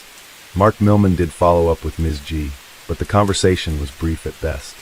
Now, we've mentioned in previous episodes a scoring system that DCFS uses to rate the children that enter their program. The Voluntary Family Maintenance Program was supposed to service low-risk cases, despite Anthony being considered high-risk and Gabriel Fernandez as very high. Well, Anthony was evaluated once more, and yet again scored high, and a recommendation for increased supervision was given. However, Shane Bulkley and his supervisor overruled the recommendation and closed the investigation, saying they did not have evidence to substantiate the allegations. At the close of 2014, Mark Millman and his supervisor, Matthew Mansfield, took the Children's Center off the case and enlisted a new agency, Hathaway Sycamore Child and Family Services, which again had provided similar services to Gabriel Fernandez through its counselor, Barbara Dixon. It's unclear why the switch was made, and Crystal G considered her removal and its timing to be odd. Now, Barbara Dixon probably wasn't the best fit for Anthony's case either, as she had completely failed Gabriel prior. It should be noted how she talked about her role in Gabriel's case when she testified in court. In 2017, during the criminal case against Gabriel's caseworkers, she claimed she witnessed extensive injuries, but withheld the information from the hotline, despite a state law requiring her to report all suspected violence. In exchange for her testimony, she was granted immunity. She was still allowed to keep her job and manage cases of children, who clearly were in need of intervention. To no surprise, she was also no help to Anthony. After she was assigned to his case, the focus of Barbara's counseling to reduce the dysfunction in the family was directed at Anthony, not Heather. Her case notes show that she counseled him to listen to his mother more attentively and to finish his homework. I wonder if she'd tell a battered woman that she wouldn't get hit if she didn't burn dinner. I digress. Barbara's notes spanning from February of 2015 to January of 2016, when Anthony was ages 6 and 7, depicted him as prone to whining, crying, and tantrums, and she said this made parenting him difficult. But Barbara wasn't even taking proper notes to document Anthony's case. For example, some of her notes were cut and pasted from one session to the next, and they did not mention the new allegations that arrived at the hotline during the time she worked with the family. She, of course, has declined to comment on that fact. In April of 2015, Heather's brother David introduced her to Kareem Ernesto Leyva, a co-worker of his at a Santa Clarita shipping facility. The two began a relationship that would span years and eventually produce more children. But we should talk for a moment about who fathered who in the Baron Leyva household, as it is somewhat confusing. As we mentioned previously, Anthony's father was Victor Avalos. His middle siblings were born to two different fathers, none of whom stuck around. The youngest were all born to Kareem. The family of 10 all lived together in a 3-unit at the Village Point Apartments off of East Avenue K in Lancaster. Within months of their introduction, the father of one of Heather's younger children told police that Kareem was hurting his son. On April 27, 2015, Sheriff's Deputy Elijah Goffigan interviewed the boy, then 2 years old, who told him that his mother's boyfriend had violently grabbed him by the ear, leaving it bruised and cut. The deputy wrote that he saw the wounds himself. When Sheriff's Detective Chris Wyatt got the report, he made no attempt whatsoever to find Kareem and recommended no charges, and thus ended the investigation. DCFS workers also did not locate and interview Kareem at any point over the 3 years they investigated the family, even though they suspected he was at the home regularly on nights and weekends. They also did not follow the department's rules requiring them to contact his other children or their mothers. If they had, or if they had pulled court records, they would have seen that 2 other women had restraining orders against him after they separately told judges that Kareem beat them with their children present. It was also clear that Kareem hadn't changed his ways because as the relationship progressed, Heather told caseworkers that he began manhandling her as well. DCFS opened a case in dependency court for the sibling, but not for Anthony and the other children in the home. Soon thereafter, one of the assigned DCFS caseworkers, Anna Scortino, saw visible marks and bruises on the sibling's face and left arm, which Heather claimed were due to a fall in the shower. On June 12, 2015, Ms. Scortino called the hotline and stated that she doubted the claim, but wanted it recorded, as she put it, to cover our butts. The case was later closed as unsubstantiated. DCFS guidelines, nevertheless, required the allegation to be sent to police for a criminal investigation. The assignment went to Sheriff's Deputy Billy Cox, who had been disciplined in the past for failing to properly investigate an unrelated CA allegation. According to Deputy Cox, he never contacted Heather or Kareem. He stated it was routine and common practice that if a referral was called in by a social worker, that we basically rubber stamped it, so to speak, and sent it through. By September of 2015, Anthony was enrolled at Lincoln Elementary School in Lancaster, California. In talking with Anthony, Vice Principal Gia Groh had become increasingly concerned. He told Ms. Groh that his mother beat him and locked him in a room with no access to food, water, or a bathroom. He shared that his mother's boyfriend forced him to kneel on uncooked rice and pushed on his knees as he knelt so that he would bleed. He also described what he called the captain's chair, which was a form of discipline that required him to hold a squatted position for a long period of time with his arms outstretched. Appalled by what Anthony shared, she called the hotline on September 18th. A little boy told me today that he moved out of his home and into his aunt's home. He and his brothers and sisters because his mom was hitting them and locking them up in their room for long hours. I'm thanking them, putting them to do captain's chairs in the corner. Okay, what is that, captain's chair? He demonstrated it for me where he has to put his back up against the wall and kneel down like bend down. So it's like, it's a thigh strengthening exercise, but it could also be considered like discipline. He's making a child do that for a long time. Okay, they're hurting their thighs. Okay, and you said locking them up where? In their room for hours on end. And so the aunt went and took them. Okay, they've now gone to go visit the aunt. Around the same time, Anthony's uncle, David Barron, heard the same alarming stories from the children during a visit to his home. They told him about being locked in a room. They said Kareem also ordered the captain's chair punishment. Additionally, the children said that Kareem whipped their faces and legs with a belt and dangled Anthony's younger half-brother upside down from a staircase. When Heather came to pick up her children, David and his wife, Maria, physically blocked her from taking them and called 911. Sheriff's deputy, Michael Gallardo, responded and called the hotline to report what had happened. According to Deputy Gallardo, they seemed pretty shaken up when I talked to them about it. I sat in and talked with a couple of the kids, and a couple of the kids have told me some things that make me not want to release them right now. I'm not going to release them. Basically, they're saying that the guy, Kareem, that I referred to earlier, he's been pretty physically abusive to him. Hit him with belts in the face, hit him with belts on the legs. He's put him in a seated squat position against the wall for tons of time on end. He locked him in the bedroom. Apparently, he held the youngest by his ankles over the flight of stairs, and that wasn't even from us. That was from somebody who gave me that information. I tend to believe the kids. They seemed pretty shaken up when I talked to them about it. Mom, at this point, says she's willing to leave them here with brother. Brother is willing to have them stay here. Okay, so that's where I'm at. Okay, so you're leaving them with the brother for how long? I guess until you guys come out and do that referral that you guys have open right now, that 5-day referral. Next day, David called the hotline himself. He told the operator that the children confided that they had been locked in a room for so long that they urinated and defecated on themselves. Their mother's boyfriend got angry. They said he threw dirty diapers at them, slammed them into walls, and dragged one of Anthony's half-brothers by the ear, leaving it scabbed and bruised. He stated that the children were so hungry that they had been hoarding food. When asked how long this has been going on for, the children could be heard in the background responding, 1,000 weeks. David told the hotline worker that Heather was hurting herself around the children and saying that she hates life, and noted that he had pictures of her hurting herself and saying that she wanted to remove herself from the earth. He also told the operator that Kareem was a member of the MS-13 gang and that he was afraid of what he would do next. He said Kareem dragged them on the floor. He slammed them to the floor, like he'd pick them up and throw them on the floor. Are they like rough playing, or is he doing this intentionally to cause harm? He's doing it. He's admitted he doesn't like the kids, so he just treats them like crap, just because he doesn't like them, because he's too hyper and stuff. So he locks them in the rooms, and he's grabbing them by his ankles, because they have a 2-story house, and he would hang them upside down by his ankles and start shaking them, like, "Oh, I'm going to drop you if you don't stop." And I was thinking if he slipped one time, that would kill the baby, the kids. Okay, when did all of this happen?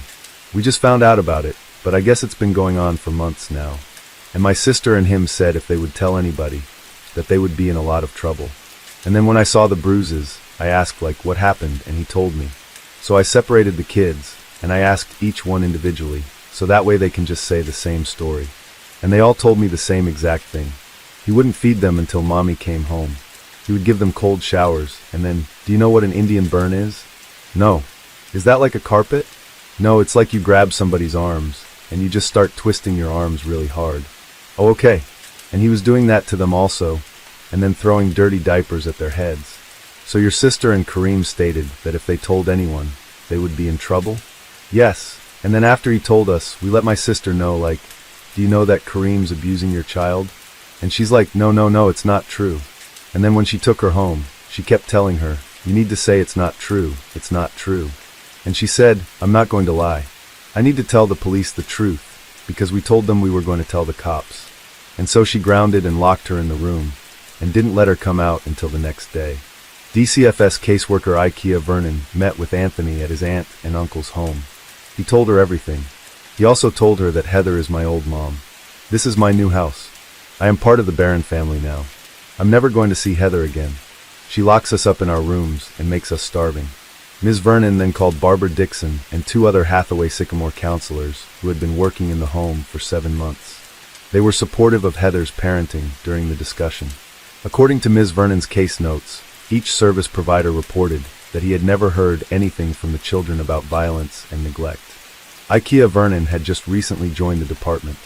Her notes indicated that she was unwilling to draw a conclusion based solely on what the children had told her. When David and Maria Barron showed up at the DCFS office for answers about the investigation, Ms. Vernon turned them away and told them they could get information only from Anthony's mother. The couple left unaware that they could have filed a formal petition to ask the court to intervene. Still in possession of her parental rights, Heather brought her kids home during the last week of September 2015. According to Ikea Vernon, she met with Anthony at Lincoln Elementary, where he shared with her that his mother was starting to be nice, and that she does a new thing where she does not lock the bedroom door anymore. Months later, Anthony and his siblings recanted their allegations against Heather and Kareem. In December 2015, Ikea Vernon marked the allegations from Gia Grow, Deputy Gallardo, and David Barron as unsubstantiated.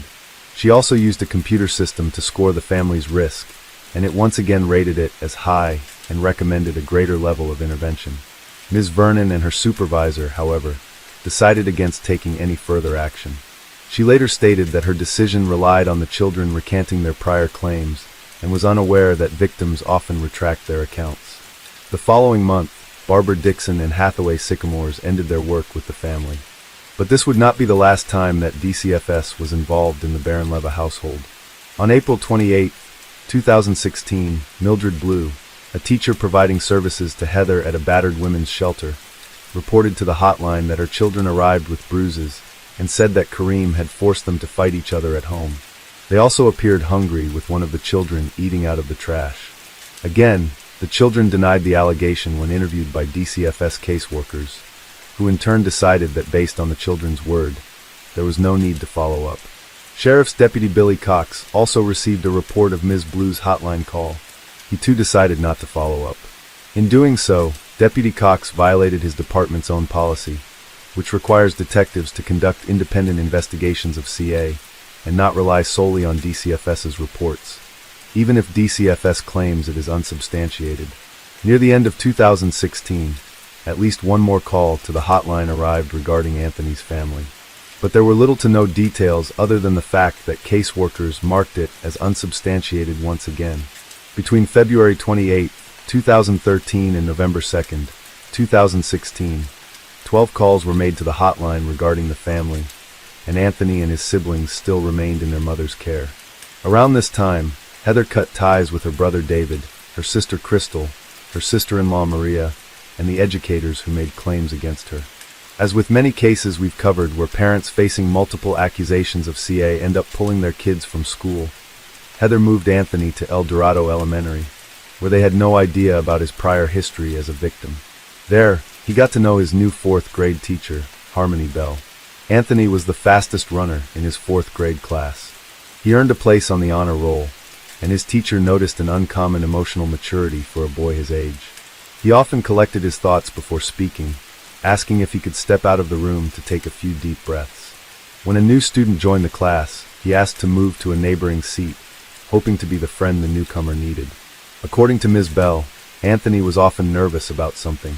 He held his Bible tightly throughout the day, once quaking with tears when it fell to the floor.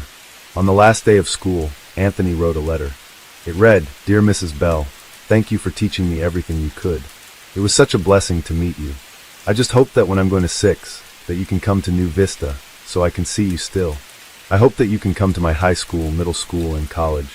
That way, we will see each other for school years without a problem because how close we are and how we are best buddies, friends. I just want to stay with you forever, but I can't. I just hope you have a good rest of your life because you already know that I'm going to have a good life. Love, Anthony Avalos, your friend." Mrs. Bell wrote in his report card, "Anthony absolutely amazes me. He is so kind and considerate to others, arrives on time, keeps a smile on my face all day long. I can't imagine my class without him." But the summer of 2018 wasn't going to be full of trips to the beach, and Anthony wasn't going to make it to the 6th grade or see Ms. Bell ever again. On June 18th, Anthony allegedly confided to his mother that he liked boys, something that his Aunt Maria would later state took great courage for Anthony to do while living in the home and only reinforced how brave he was. Heather would later go on to tell a DCFS caseworker that Kareem overheard this conversation. The following night, Kareem dropped Anthony on his head repeatedly. In addition, he was whipped with a belt and a cord, slammed into furniture, starved, had hot sauce poured down his throat, and was not allowed to use the bathroom. On June 20th, 2018, Los Angeles County Sheriff's deputies responded to a 911 call from Heather at about 12:15 in the afternoon. They found Anthony inside the apartment. He was not responding. The deputies were told that he had suffered injuries from a fall, and paramedics rushed him to the Antelope Valley Hospital in grave condition. Anthony's Aunt Maria learned of Anthony's condition and went to the hospital, where she found Heather in the hallway. When Heather hesitated to let her see her nephew, Maria crouched her feet on her hands and knees on the linoleum floor to plead with her to please allow her to see Anthony. Through tears, she told Heather she was sorry for reporting her to DCFS, anything that she could do to get inside and see him. When Heather finally relented, Maria found Anthony unconscious and breathing on a ventilator. His lifeless face was held by a large yellow neck brace. Sensors were taped around his skull, recording his diminished brain activity. He was 4 feet 6 inches tall and weighed 77 pounds. His tiny body was covered in cuts, bruises, and cigarette burns. He was so malnourished and dehydrated that his veins were collapsing. He forced emergency personnel to drill into his tibia to administer N4. He had a brain bleed and had suffered a traumatic brain injury. Due to the results of his injuries, Anthony Nolan Avalos died hours later on June 21, 2018. He was just 10 years old. Sadly, it took Anthony dying for DCFS to do anything about the horror going on inside his mother's home. As a result, his 6 other siblings were finally removed from Heather's care. 29-year-old Heather Barron and 32-year-old Kareem Leyva were arrested on June 20, 2018, and charged with 1 count of homicide and 1 count of torture with regard to Anthony, and 1 count of CA in the alleged beating of one of Anthony's younger brothers. Kareem was also charged with an additional count of CA, resulting in death. Some sources claim that the two were denied bail. Others state they had a bail set at $2 million each. On the day of Anthony's death, Deputy District Attorney Jonathan Hadami and a couple of Sheriff's Department homicide detectives spent 2 hours combing through Heather's apartment searching for clues. What Prosecutor Hadami saw made the hairs on the back of his neck stand up. They found blood stains on a carpet. They discovered locks on the outside of the children's bedroom doors. There was a leather belt and a bloodied hamper and telltale bottles of hot sauce on the table, right next to Anthony's bed. Under a bit of loose carpet in a corner, they discovered a pile of uncooked rice. During her interrogation at the LA County Sheriff's Special Victims Bureau in Lancaster, Prosecutor Hadami said he experienced an overwhelming sense of déjà vu. At 5 feet 2 inches, 160 pounds, with black hair pulled back in a tight ponytail, Heather looked like someone he became familiar with 5 years earlier, Pearl Fernandez. There were other similarities as well. Both women were intelligent and highly manipulative, even while being grilled by law enforcement. Heather tried to take control of her own interrogation. She would ask questions instead of answering them. She demanded to know what the investigators knew. She had a calculating way of turning a question over in her mind before she answered back, always insisting that she was the victim. According to Prosecutor Hadami, she was Pearl Fernandez. The couple were subsequently indicted by a Los Angeles County grand jury in October of 2018. At trial, Anthony's 8-year-old sister and his 7-year-old brother gave a chilling testimony. The brother shared that he was forced to wrestle Anthony until he hurt him, sometimes with his mother and Kareem watching them. He told investigators that the children would have to fight one another to escape punishment, and that eating was a privilege that they had to earn. If they urinated while they were in a locked room, Kareem would push their face into the puddle, and sometimes he'd stuff a shirt into their mouths to muffle the screams. The sister shared a similar story. She stated that Kareem would also make the kids beat each other up. She said, so the boys would be in trouble, so Kareem would have me and my other brother beat up Anthony, or me and Anthony beat up my other brother. Kareem would have us pinch him or sock him. She also shared that they were made to stand in a corner for hours after returning home from school. Sometimes we'd go in the hallway, the little wall between my room and my mom's room.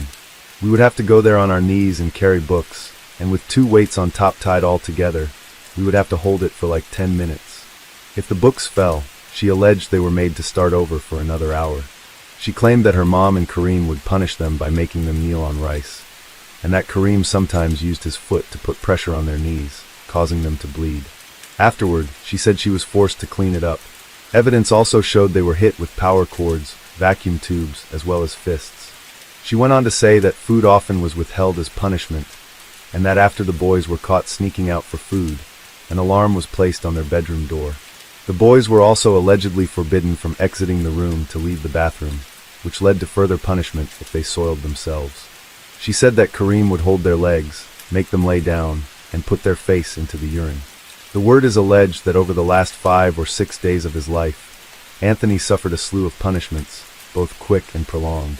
Punishments that, in addition to kneeling on rice for lengthy periods, included having hot sauce poured on his face and mouth, and being whipped with a belt on his body, legs, butt, and the bottom of his feet, as well as being repeatedly held upside down and dropped on his head. On March 6, 2019, a verdict in Heather Barron and Kareem Leiva's trial was reached. The decision was announced by Superior Court Judge Sam Oda the following afternoon. Both were found guilty of first-degree homicide, with special circumstances involving infliction of torture. The court finds defendant Kareem Ernesto Leiva guilty of first-degree murder under a theory of torture murder in violation of Penal Code Section 187, Subdivision A. The court also finds the special circumstance allegation against defendant Leiva pursuant to Penal Code Section 190.2, Subdivision A, Paragraph 18, to be true. The court finds defendant Heather and Maxine Barron guilty of first-degree murder under a theory of torture murder in violation of Penal Code Section 187, Subdivision A. The court also finds the special circumstance allegation against defendant Barron pursuant to Penal Code Section 190.2, Subdivision A, Paragraph 18, to be true. On this count, defendant Leiva's guilt is primarily established inter alia through the medical evidence presented in the trial, including trial testimony of doctors, photographic and documentary exhibits, defendant Leiva's own admissions made on September 27, 2018, defendant Leiva's flight from the apartment when 911 was called on June 20, 2018, defendant Leiva's self-infliction of harm to himself, slashing his own neck, observed at his interview on June 27, 2018, the in-court trial testimony, and the various taped interviews ranging from June 20, 2018 to June 28, 2018. At sentencing 4 years later, Heather and Kareem looked on as several of Anthony's grieving family members delivered emotional victim impact statements.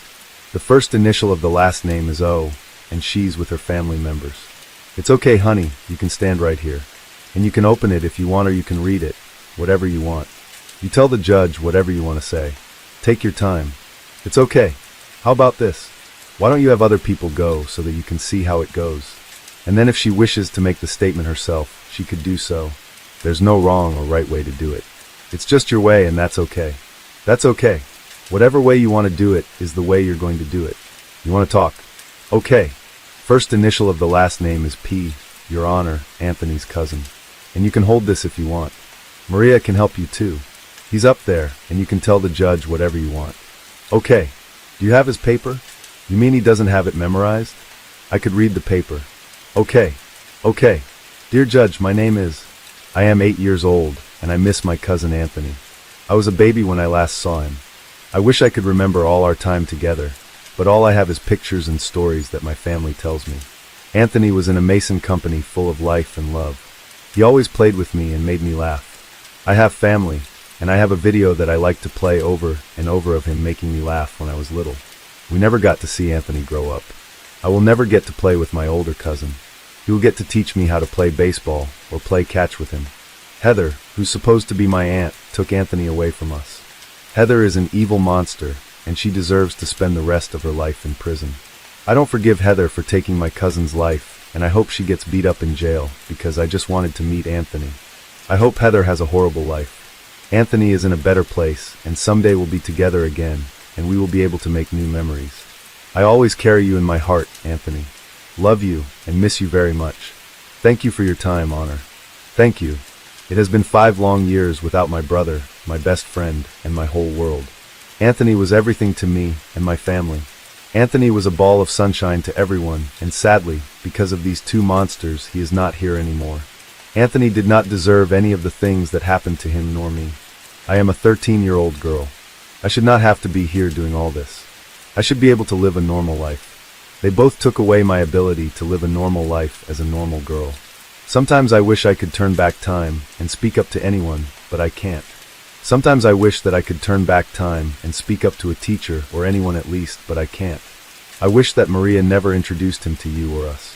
Heather, you and Kareem ruined not only Anthony's life but mine, Robert's, Bella's, Noah's, David's, Priscilla's, Evelyn's, and even your own lives. You decided to choose and live. You decided to choose and live a man over us, your own children. You decided to let that horrible man into our lives, and that ruined everything. You stopped loving and protecting us, and that hurts a lot. Kareem, you came into our life and ruined everything. I don't know why you did it, but you did. You tortured us and hurt us very badly. If it wasn't for you, Anthony would still be here and none of us would have to be here doing this. It is also because of Heather that Anthony is not here anymore. She did not do her job as a mother.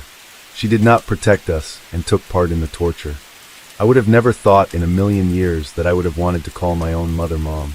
To me, you are both monsters, and Heather, you are not my mother nor family. If I knew that the abuse would have ended with me losing my brother, I would have said something, but I didn't because I was not scared, but because I was scared and terrified. But I'm not anymore because this is all finally coming to an end, and you both would get what has been waiting for you. I have learned to accept that you guys can't hurt me anymore. I'm finally free from all the torture, but if I were to have known that this would end with me losing a brother, I would do it all over again with just one difference, that it would be me, not Anthony. Thank you, Andrew. Thank you. And what about Barbara Dixon? Well, the California State Board of Behavioral Sciences placed Barbara Dixon on 4 years of probation. She faced charges of gross negligence and unprofessional conduct by the licensing board, but sadly, those charges were dropped. Her probation went into effect on March 31st, 2022. This means that in 2026, Barbara Dixon is free to fail children in Los Angeles once more. On April 25th, 2023, Heather Maxine Barron and Kareem Ernesto Leyva were sentenced to life in prison.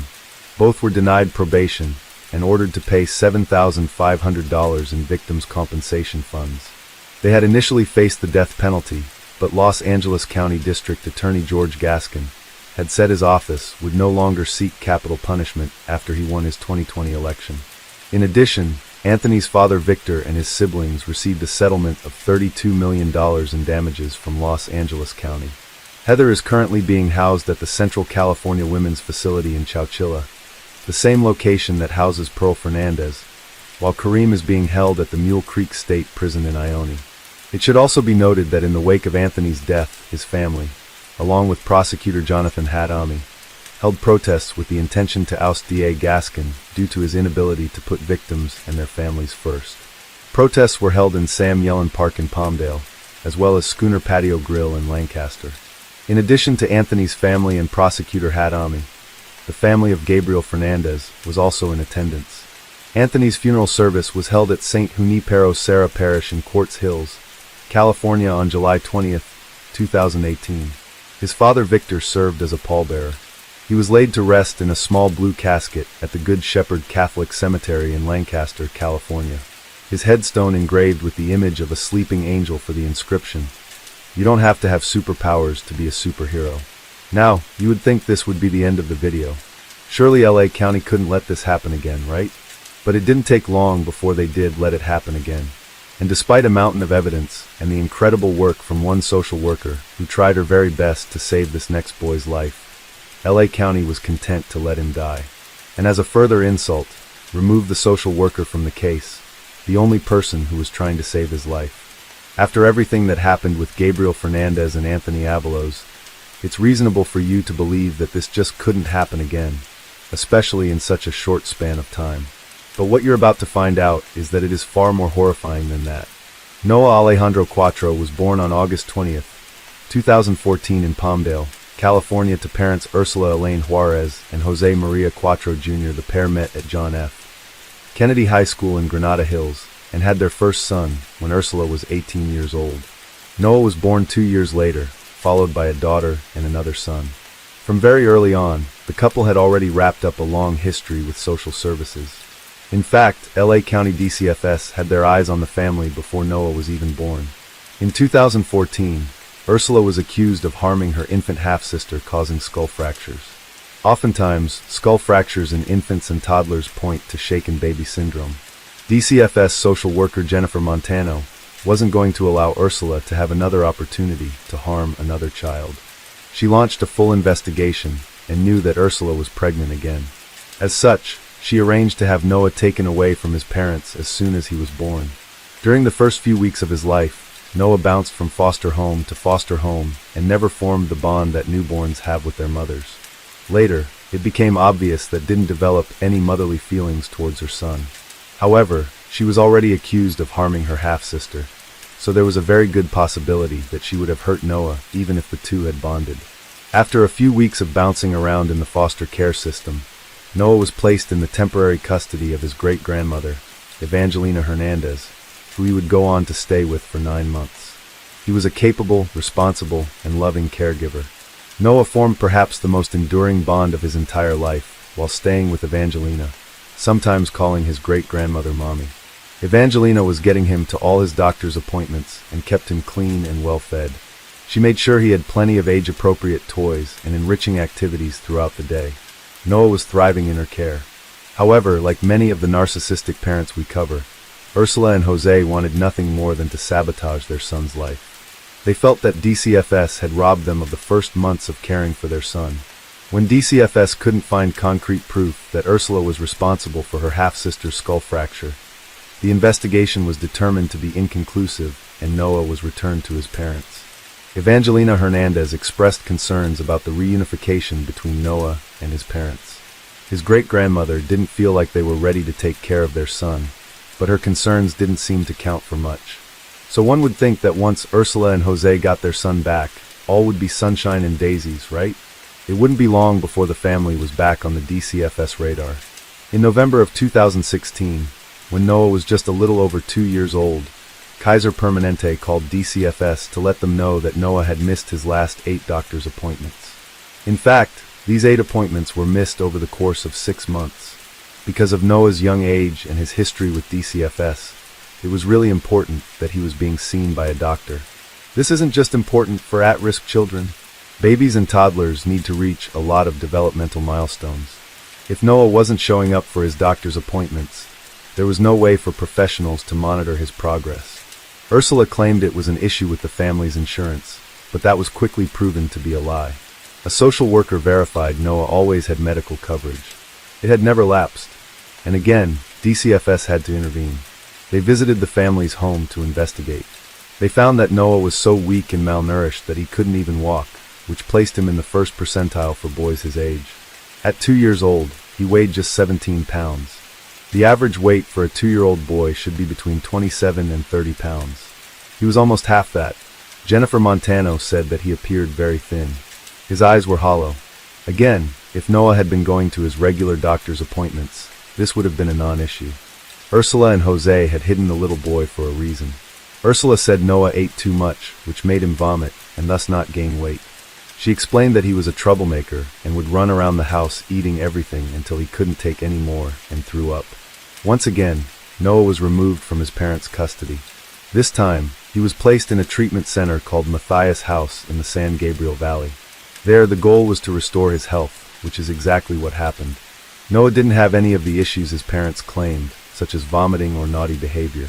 The administrator of Matthias House, Michelle Thompson, said he was not quite caught up but almost there. He was running around. He was sliding on the slide. He would call himself No-No. Afterward, Noah was returned to the care of his great-grandmother, Evangelina. During this time, the two lit up each other's lives. By now, Noah was walking, talking, and singing.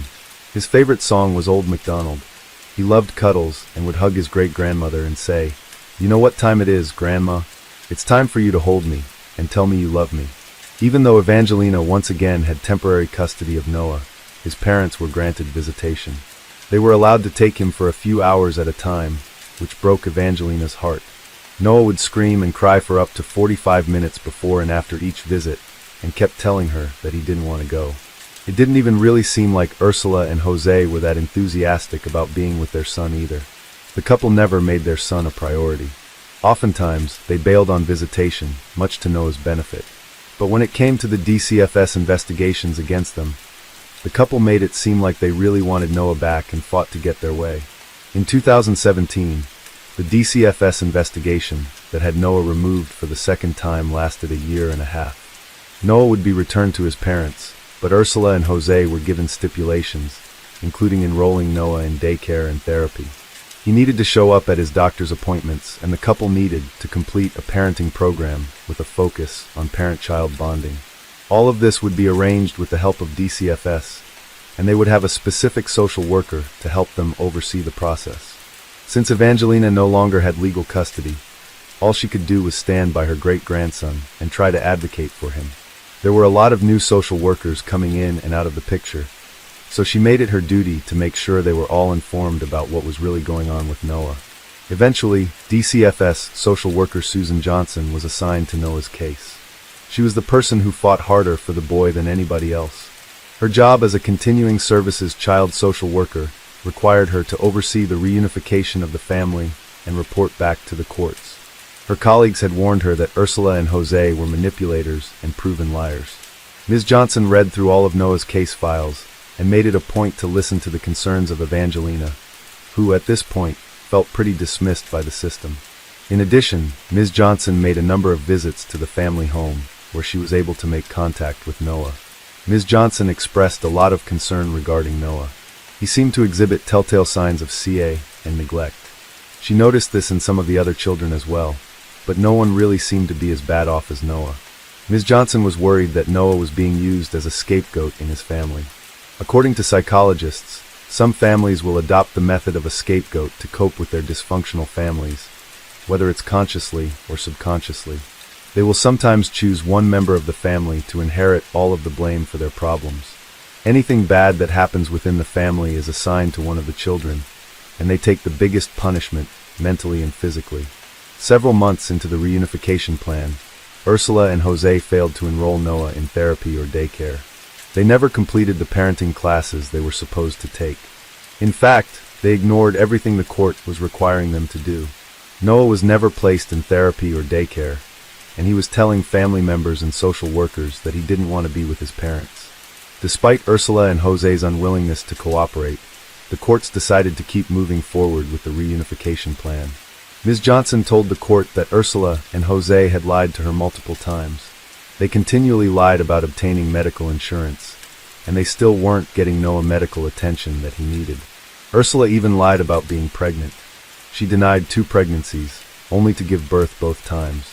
Allegedly, Ursula tried to sneak out of the hospital with her baby because she knew that DCFS was going to be called, and that would open a new investigation. Susan Johnson would try to make unannounced home visits to the family, but most of the time, they wouldn't answer the door. They would make excuses such as claiming that they weren't home at the time. It was impossible for Susan to enter the home, and she didn't have an official warrant. By the spring of 2019, when Noah was 4 years old, his life hadn't gotten any better. He was no closer to a normal childhood, and the few advocates he had looking out for him seemed to be meeting constant obstacles in their way. In March of 2019, Ms. Johnson showed up at the address Ursula and Jose claimed to live at, only to find they didn't actually live there. Jose's sister answered the door instead. She said her brother and his kids had not lived there for at least 4 months. Jose's mother, Nubia Barrios, said the family occasionally stayed there and confessed to being worried about her grandkids. Noah was always hungry, according to Ms. Barrios, who also worried about her grandchildren not being in school. In March of 2019, Noah's aunt, Maggie Hernandez, called the hotline to report a troubling conversation that she had with Noah. In this conversation, Noah told her some things that led her to believe that he was not only the victim of CA, but SA as well. She said that it wasn't just this conversation that made her think that he was experiencing SA, but also a change in his entire personality. His demeanor was completely different. During an overnight stay, Noah had night terrors and complained that his butt was hurting him. Above all, Noah was changing from an exuberant boy to quite a fearful one. She said she was very worried that nobody else would be willing to advocate for him. Susan Johnson learned about this report as well. When she read it, she immediately paid a visit to the home to investigate. What she found on this visit was the last straw for her. Noah's arms and neck were covered in bruises, and his back was completely lathered in some thick white cream. Ursula tried to explain that the bruising on his neck and upper arms was just because Noah was clumsy. She also said that the cream on his back was for eczema. This visit raised every red flag, and Ms. Johnson immediately shared the information with her superiors. She told them about his extensive bruising, and that it seemed like Noah was being coached about what was happening to him. He told Ms. Johnson that he was being hit, but then later recanted his statement, which is something often seen in victims of CA and DV, and something we saw with Anthony Avalos before him. His parents had also been given countless opportunities to give him medical attention and enroll him in school and therapy, which they were court-ordered to do. However, they were not doing anything to help Noah, and his condition was only getting worse. Ms. Johnson argued that Noah needed to be taken away from his parents for a third time, but when she brought this up, she was told that she needed a warrant, which wasn't going to be easy to obtain. It seemed that her superiors were not paying much attention to her concerns. The only thing Susan could do was file a report and let investigators look into the case. However, as we've seen in other cases, such as that of Gabriel Fernandez and Anthony Avalos, as soon as investigators got involved, a new caseworker is brought in to take the lead on the case. This new caseworker was Maggie Vasquez Ducas.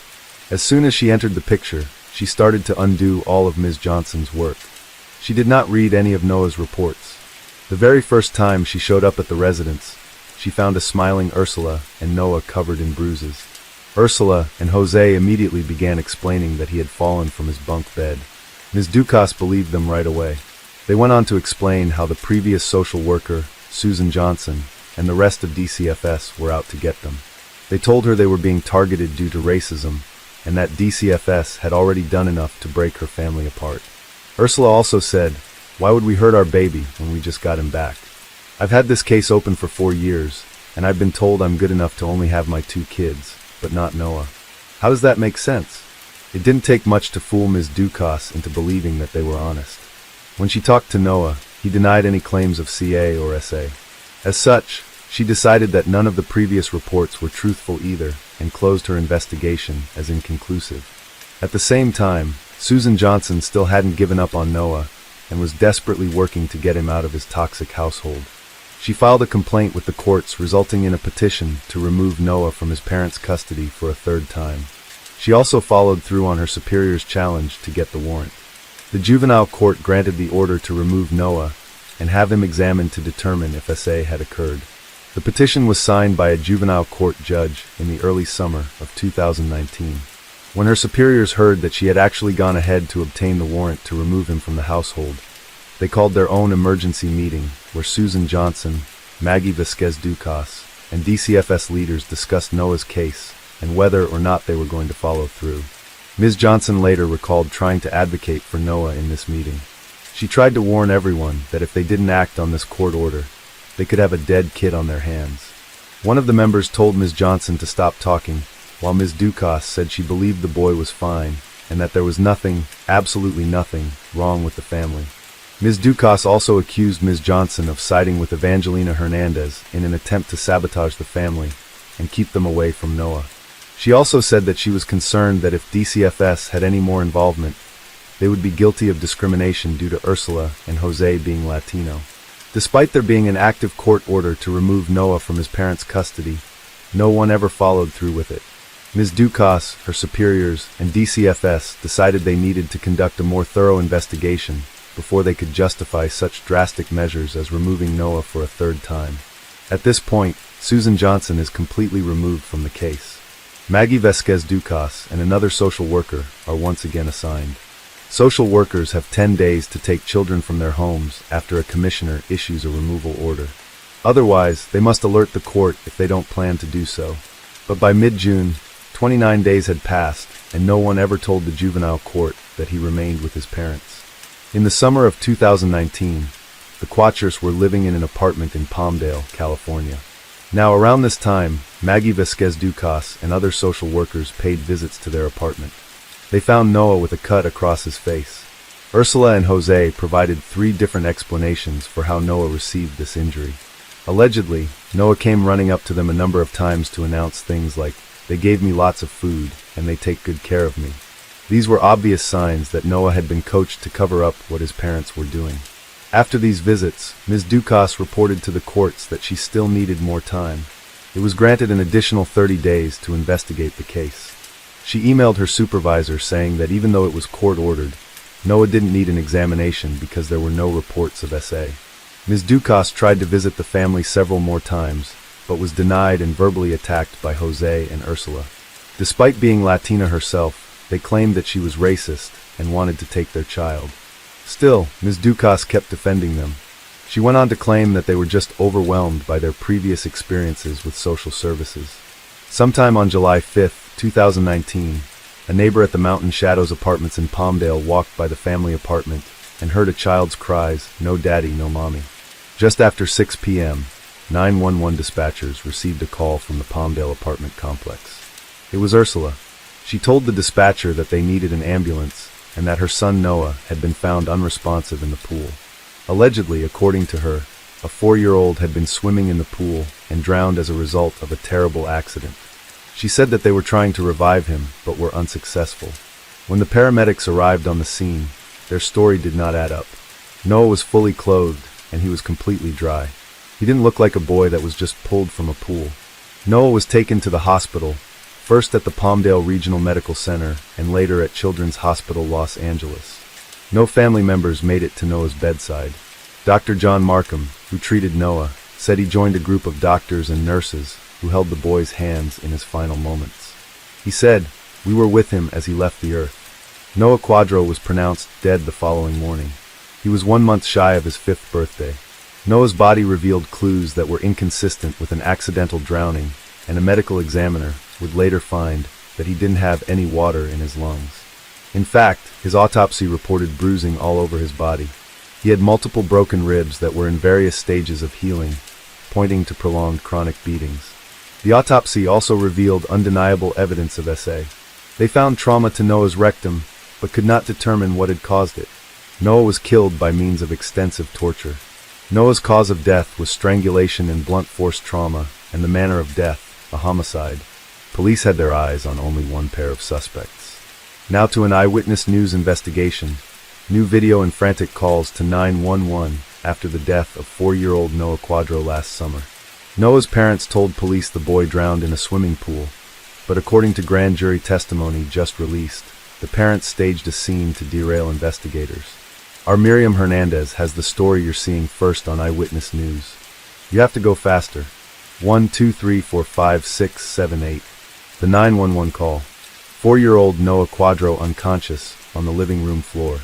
His parents telling first responders they had just pulled him from the swimming pool. "We brought him upstairs because we're trying to get him. We were trying to think like maybe he'll wake up." "Where are you at right now?" "His head is that way." "Yeah, where?" "Right here. In the house." "In the house? Where in the house?" "In the living room." "Okay, so you're in the living room." And I glanced down. Noah's father, Jose Quadro, reenacting his desperate CPR attempts at their Palmdale apartment on July 5th last year. And I was just like, Noah, come on son, please breathe." Their story soon unraveled. Jose Quadro and Noah's mother, Ursula Juarez, are charged with the torture and murder of Noah. The case has the Department of Children and Family Services under fire too. Just 8 weeks before Noah's death, a DCFS worker, Susan Johnson, had obtained a judge's order to remove Noah from his home. But Johnson's supervisors intervened. Noah died in a home DCFS itself had deemed high risk. A deputy responding to the 911 call describes how in the hospital the parents' lives were exposed. He was transported to the hospital. No signs of drowning at all. No water in the lungs, but there's signs of physical. What doctors and the coroner did find were bruises all over, healing rib fractures, brain swelling, and injuries consistent with sexual assault, cause of death, asphyxiation, and blunt force trauma. It's looking like there's some sort of strangulation of some sort and stigmatization. Noah and his siblings had been in and out of care. Prosecutors allege Jose Quatro targeted Noah, believing the boy was not his son. That at age 2, back with the parents, Noah weighed 17 pounds and could not walk on his own. Noah's mother sent a chilling text message.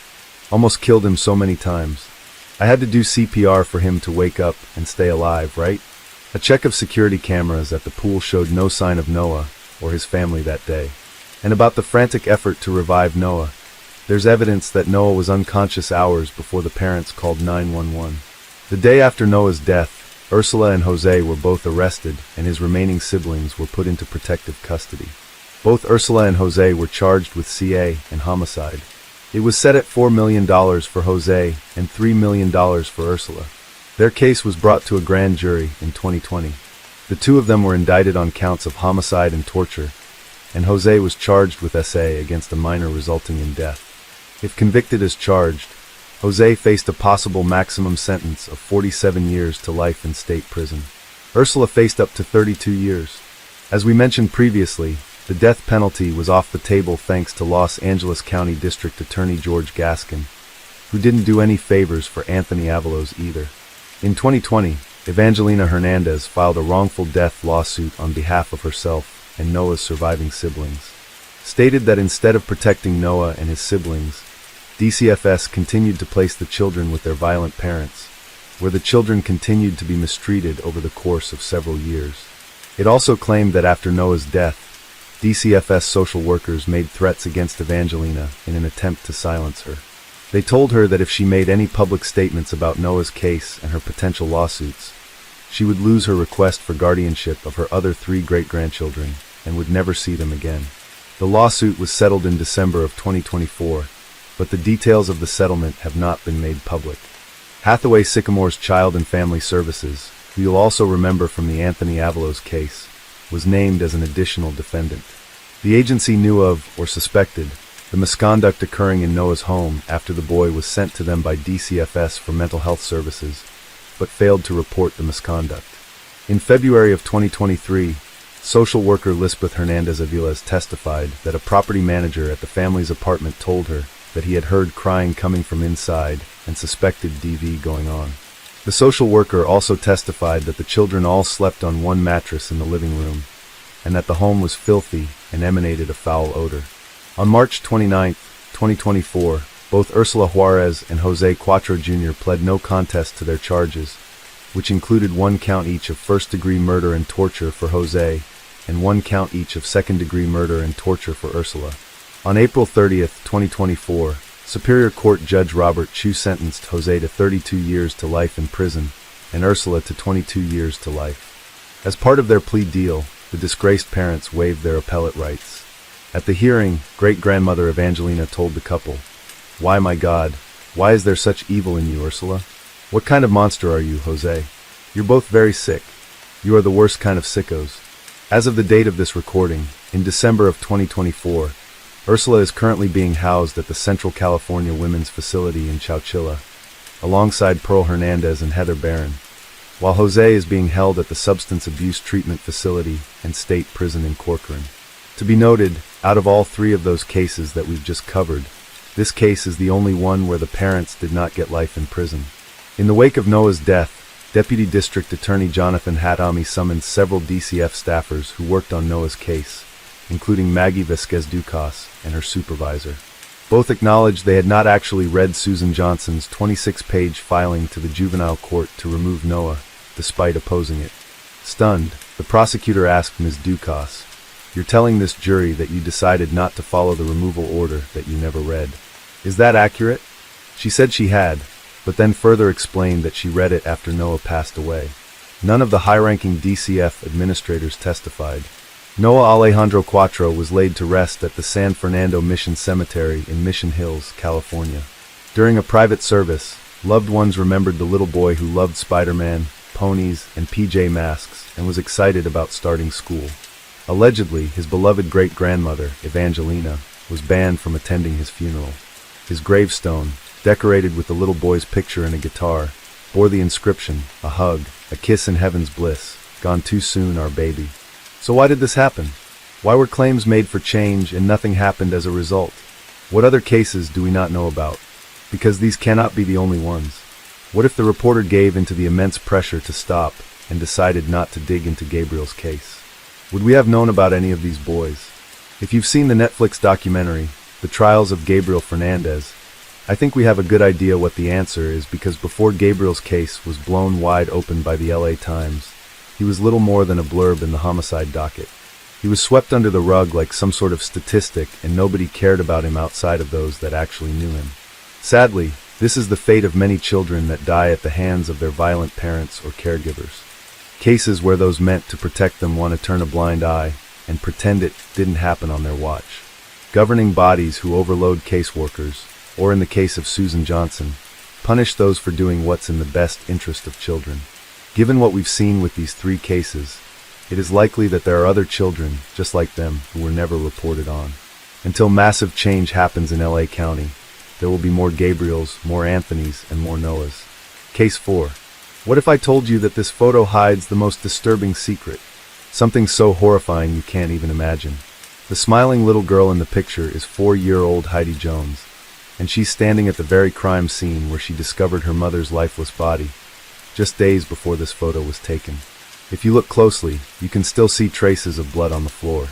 The real nightmare was that the killer disappeared without a single trace. A few days later, when Heidi finds herself at her mother's funeral, looking at her mom lying in the coffin, in that moment, she makes a firm decision to devote her life to bringing her mother's killer to justice. He must pay for what he did. I remember looking in the casket, and I thought she looked like Sleeping Beauty. It was really hard to see Loretta, and there's her daughter Heidi, just crying, realizing that her mother is gone now. For more than 40 years, the circumstances surrounding Loretta Jones' murder remained a mystery. But as it turned out, the answer had been hidden within this very picture all along. I said, that doesn't happen except the movies. She says it was right there, plain view. Loretta writing the name of the killer in blood. As the sun dipped below the horizon on a warm summer evening, 4-year-old Heidi Jones was getting ready for bed when her mother, Loretta, gently pushed the bedroom door open. That night, my mom came to my bedroom and she told me don't come out. And I believe that if I heard any sound or anything that night, I did what my mom told me to do. And I didn't go out. The next morning, Heidi recalled her mother's words from the night before and hesitated, peeking through the keyhole before stepping into the living room. As she slowly opened the door, she caught sight of something lying on the floor. After that, everything became a blur, as if her memories had been wiped away. My next vivid memory is I am out on the front porch, and my next door neighbor is out there digging for worms. He says, "Heidi, come here, I have to show you something." And I says, "I can't. I think my mom is dead." When police arrived at the scene, they found Loretta lying motionless on the floor, partially dressed. There was blood everywhere, on the couch, the walls, covering nearly every surface. She had been assayed. She was stabbed twice in the chest and 17 times in her back. Her throat was attempted to be cut. The investigation didn't reveal any forced entry, any real signs of tremendous struggle. There wasn't tipped-over furniture, there wasn't broken windows, the door jamb wasn't broken. Investigators collected a significant amount of forensic evidence, fingerprints, blood samples, and fibers from the carpet and couch upholstery. Meanwhile, little Heidi had spent the morning at a neighbor's house. Detectives waited for her relatives to arrive before speaking with her, the only potential witness to the crime. When Heidi's grandparents arrived, detectives carefully asked the little girl about what she had seen and heard the previous night.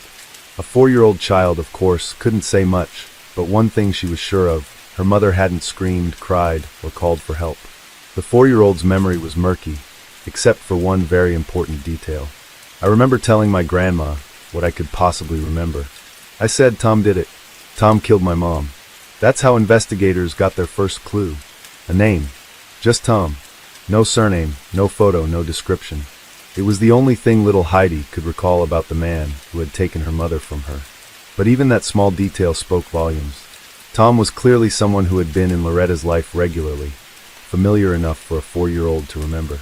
Heidi wouldn't have recalled his name unless he had spent time in their home, or if she hadn't recognized his presence behind her bedroom door that night.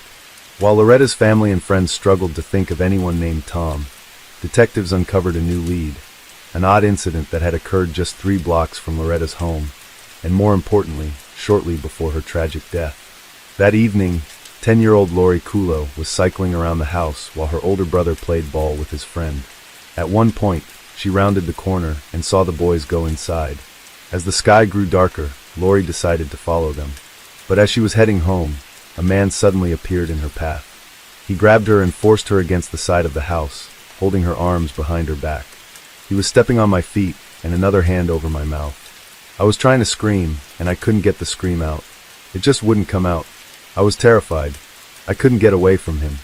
Fortunately, when the man's grip on Lori's mouth loosened for a moment, she didn't panic and screamed at the top of her lungs. Her brother, her stepdad, and her brother's friend ran outside to see what was going on, and they saw this suspect running. She pushed her away and ran off in the direction of the south. 3 blocks down, he was near Loretta Jones's house. Detectives quickly concluded that the attack on Lori and Loretta's death were linked, so they focused their search on a single suspect.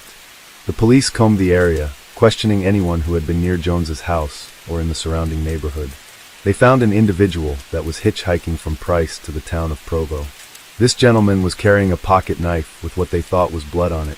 The man was arrested and taken to Price, but when Lori Kulo arrived with her mother for the identification, she quickly stated that it wasn't him. The knife didn't match the injuries on Loretta either. To make matters worse for the police, the man was able to prove that he had been nowhere near the area at the time of the crime. The unfortunate hitchhiker was released. Suddenly, the call that reached the sheriff's office on August 1st gave investigators a real sense of hope. The caller suggested that detectives take a closer look at a local railroad worker named Tom Egley. I knew that Loretta had dated Tom Egley one time on a blind date. I thought she didn't like him, and she didn't want anything to do with this guy. Still, given what little Heidi had said, every lead needed to be thoroughly vetted. Tom had been staying at a motel in Helper, Utah with his pregnant girlfriend, who was just a month away from giving birth. Detectives picked him up and brought him to the sheriff's office for questioning. As expected, he denied any involvement and shared his version of the events from that night. He claimed that a group of teenagers had given him a ride and dropped him off in Price, near a small local diner. There, he grabbed a burger, sat on the curb, and ate it. After that, he stayed in Price and was just wandering around and window shopping. He insisted he had never been anywhere near the homes of Lori Kulo or Loretta Jones. Staff at the Highway Rendezvous Bar on Spring Glen Road confirmed that Tom Egley had been there on the night of July 30th, between 11 o'clock and 11:30 p.m. However, the bar owner noted that Egley appeared tense and uneasy. There were also red stains on his shirt, but when asked about them, he claimed he had been painting and that the marks were just red paint. The cops met up with Tom at his apartment, and he allowed them in to let them search his room. They did take a pair of Levi's that Tom said he was wearing that night and a shirt. Detectives collected Egley's clothing for a forensic analysis and took samples of his hair, blood, and fingerprints. It was all sent to the FBI crime lab in Washington, D.C. A month later, the test results came back. Fibers from Egley's clothing were a match to those found in Loretta Jones' carpet. With this key evidence, Egley was arrested. Investigators suspected that after attempting to attack an 11-year-old girl, Egley had been chased through the neighborhood. Spotting Loretta's house, he may have chosen it as a hiding place. Detectives then asked Lori Kulo and her older brother to come to the station to see if they could identify Egley as the man who had attacked her that night. During the preliminary hearing, new witnesses came forward confirming that Tom had been in town on the day of the crime. Later that night, he was also seen at the bar, something investigators were already aware of. However, what once seemed like solid fiber evidence completely fell apart.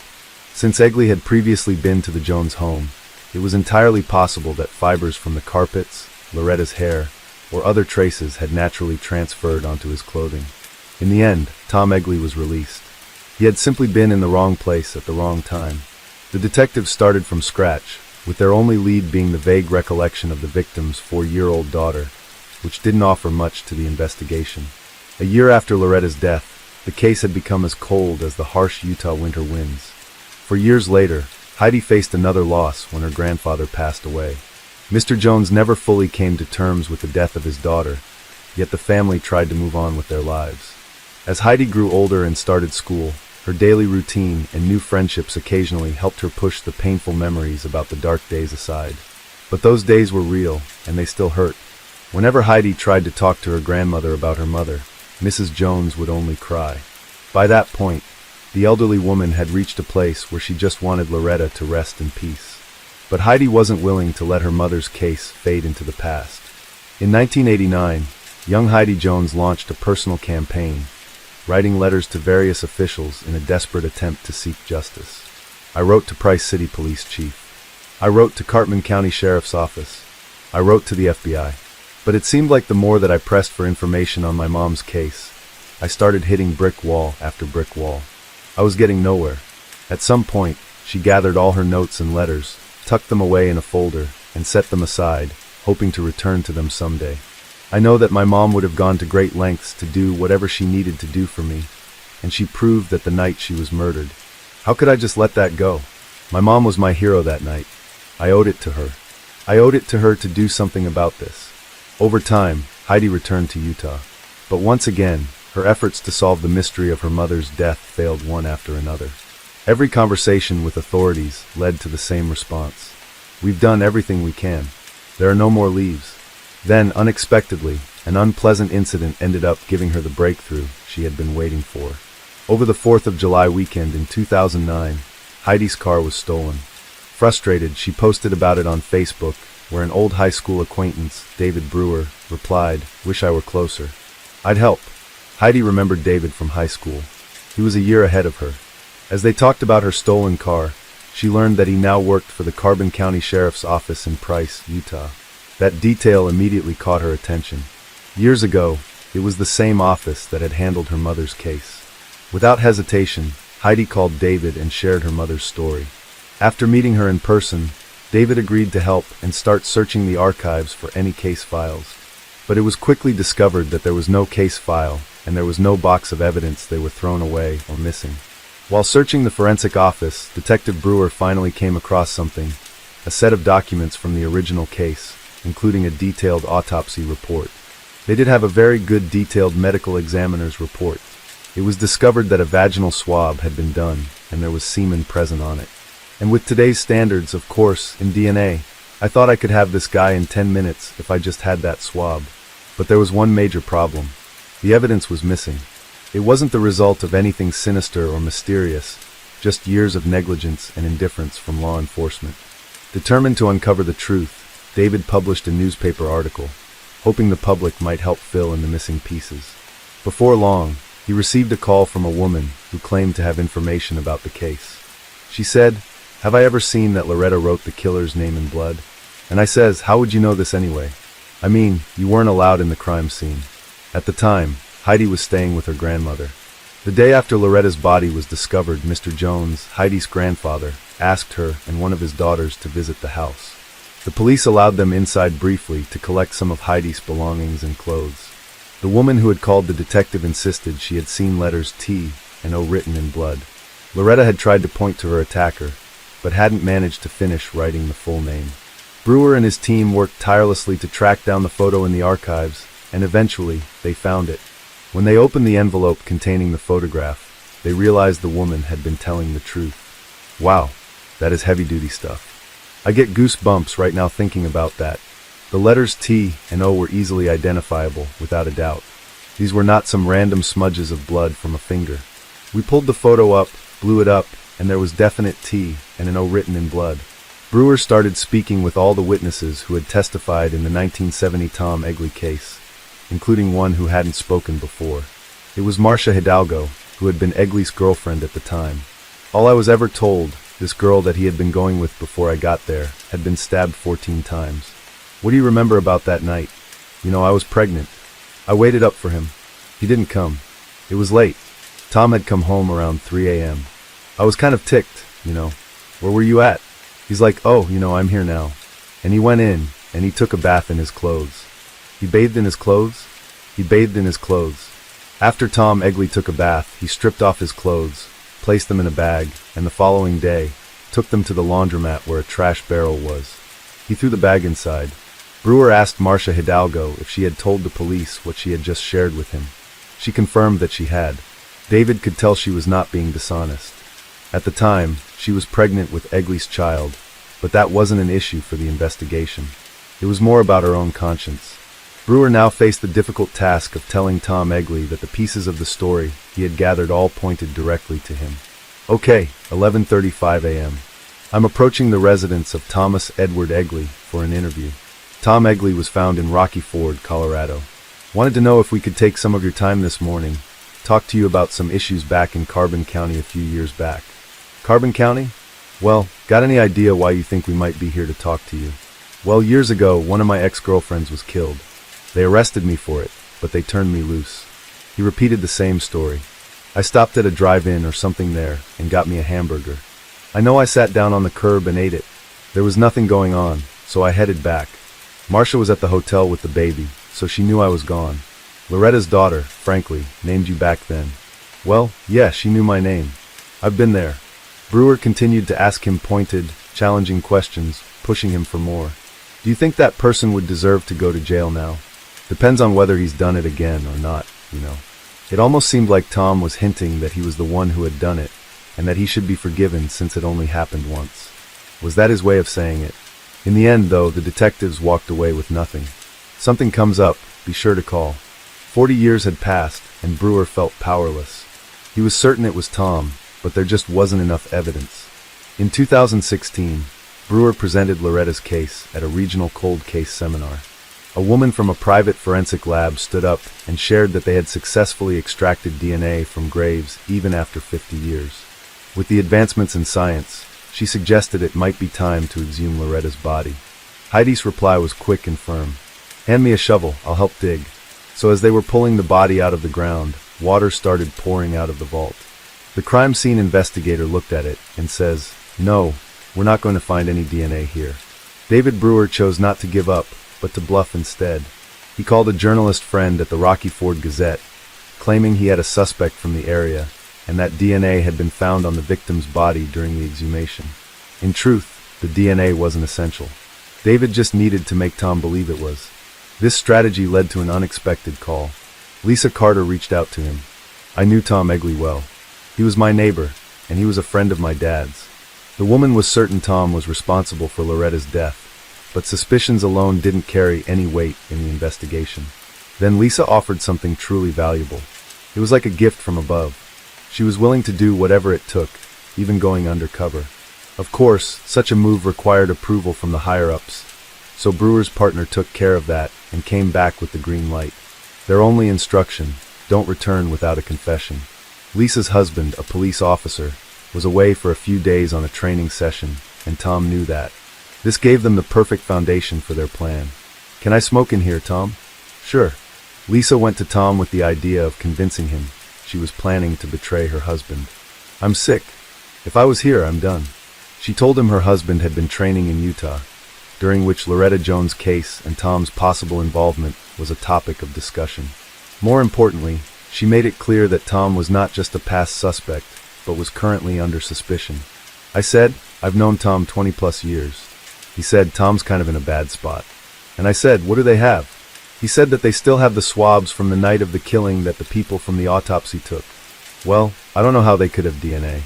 Lisa also explained that, as a friend of her late father, she felt it was her duty to protect him, believing her father would have wanted her to help him, even though he had passed away. And how far did Loretta live from the sandwich place? Not very far, I don't think. Lisa continued to play her part, carefully drawing Tom into a small confession. He confessed that he had been nearby, knocked on Loretta's door, and she had let him in. "Okay." And the door closed, and then what? What would you think happened? If you had to guess, what would you think happened? "I would turn down for sex." "Okay. And that made you feel how?" "Like S******. Tom went on to explain that Loretta had gone to the kitchen, stepped outside, and shut the door behind her. "And when she'd come back, I stabbed her." He said that at that point, Loretta was still alive, but struggling to breathe. Tom then claimed that he SAD'd her, thinking it was consensual.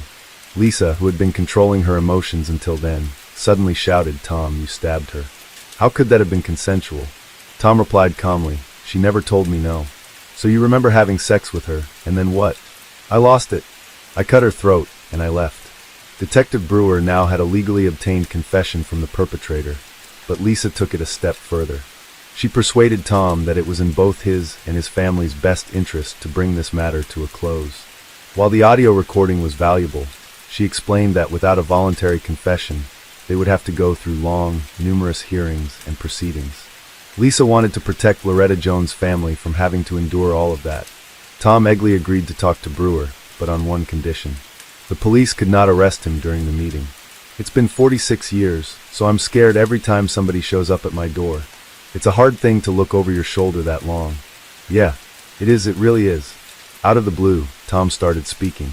"We had sex. There was no rape involved." "Okay. I lost it because I'd been drinking." "Do you remember cutting her throat?" "Yeah, but I don't remember ever stabbing her." "Okay." Before the detectives left his house, they asked him one last question. "If you could tell Loretta's daughter anything in the world right now, what would you tell her?" A few minutes later, Brewer called Heidi to give her the answer to that very question. Tom had told him to pass along that he was truly sorry for taking her mother's life. Detective David Brewer kept his word.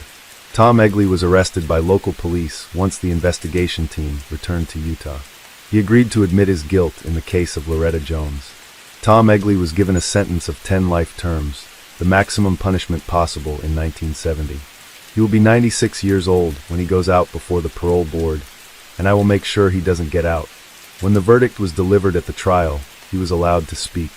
He said, "I regret what I did, and I'm surprised that you're doing something about it after 46 years. This wasn't about closure. This was all about getting justice. When David and I first started working together, 1% of all cold cases were solved. 1%. I learned to believe in the impossible. And as long as you have hope, you have a chance."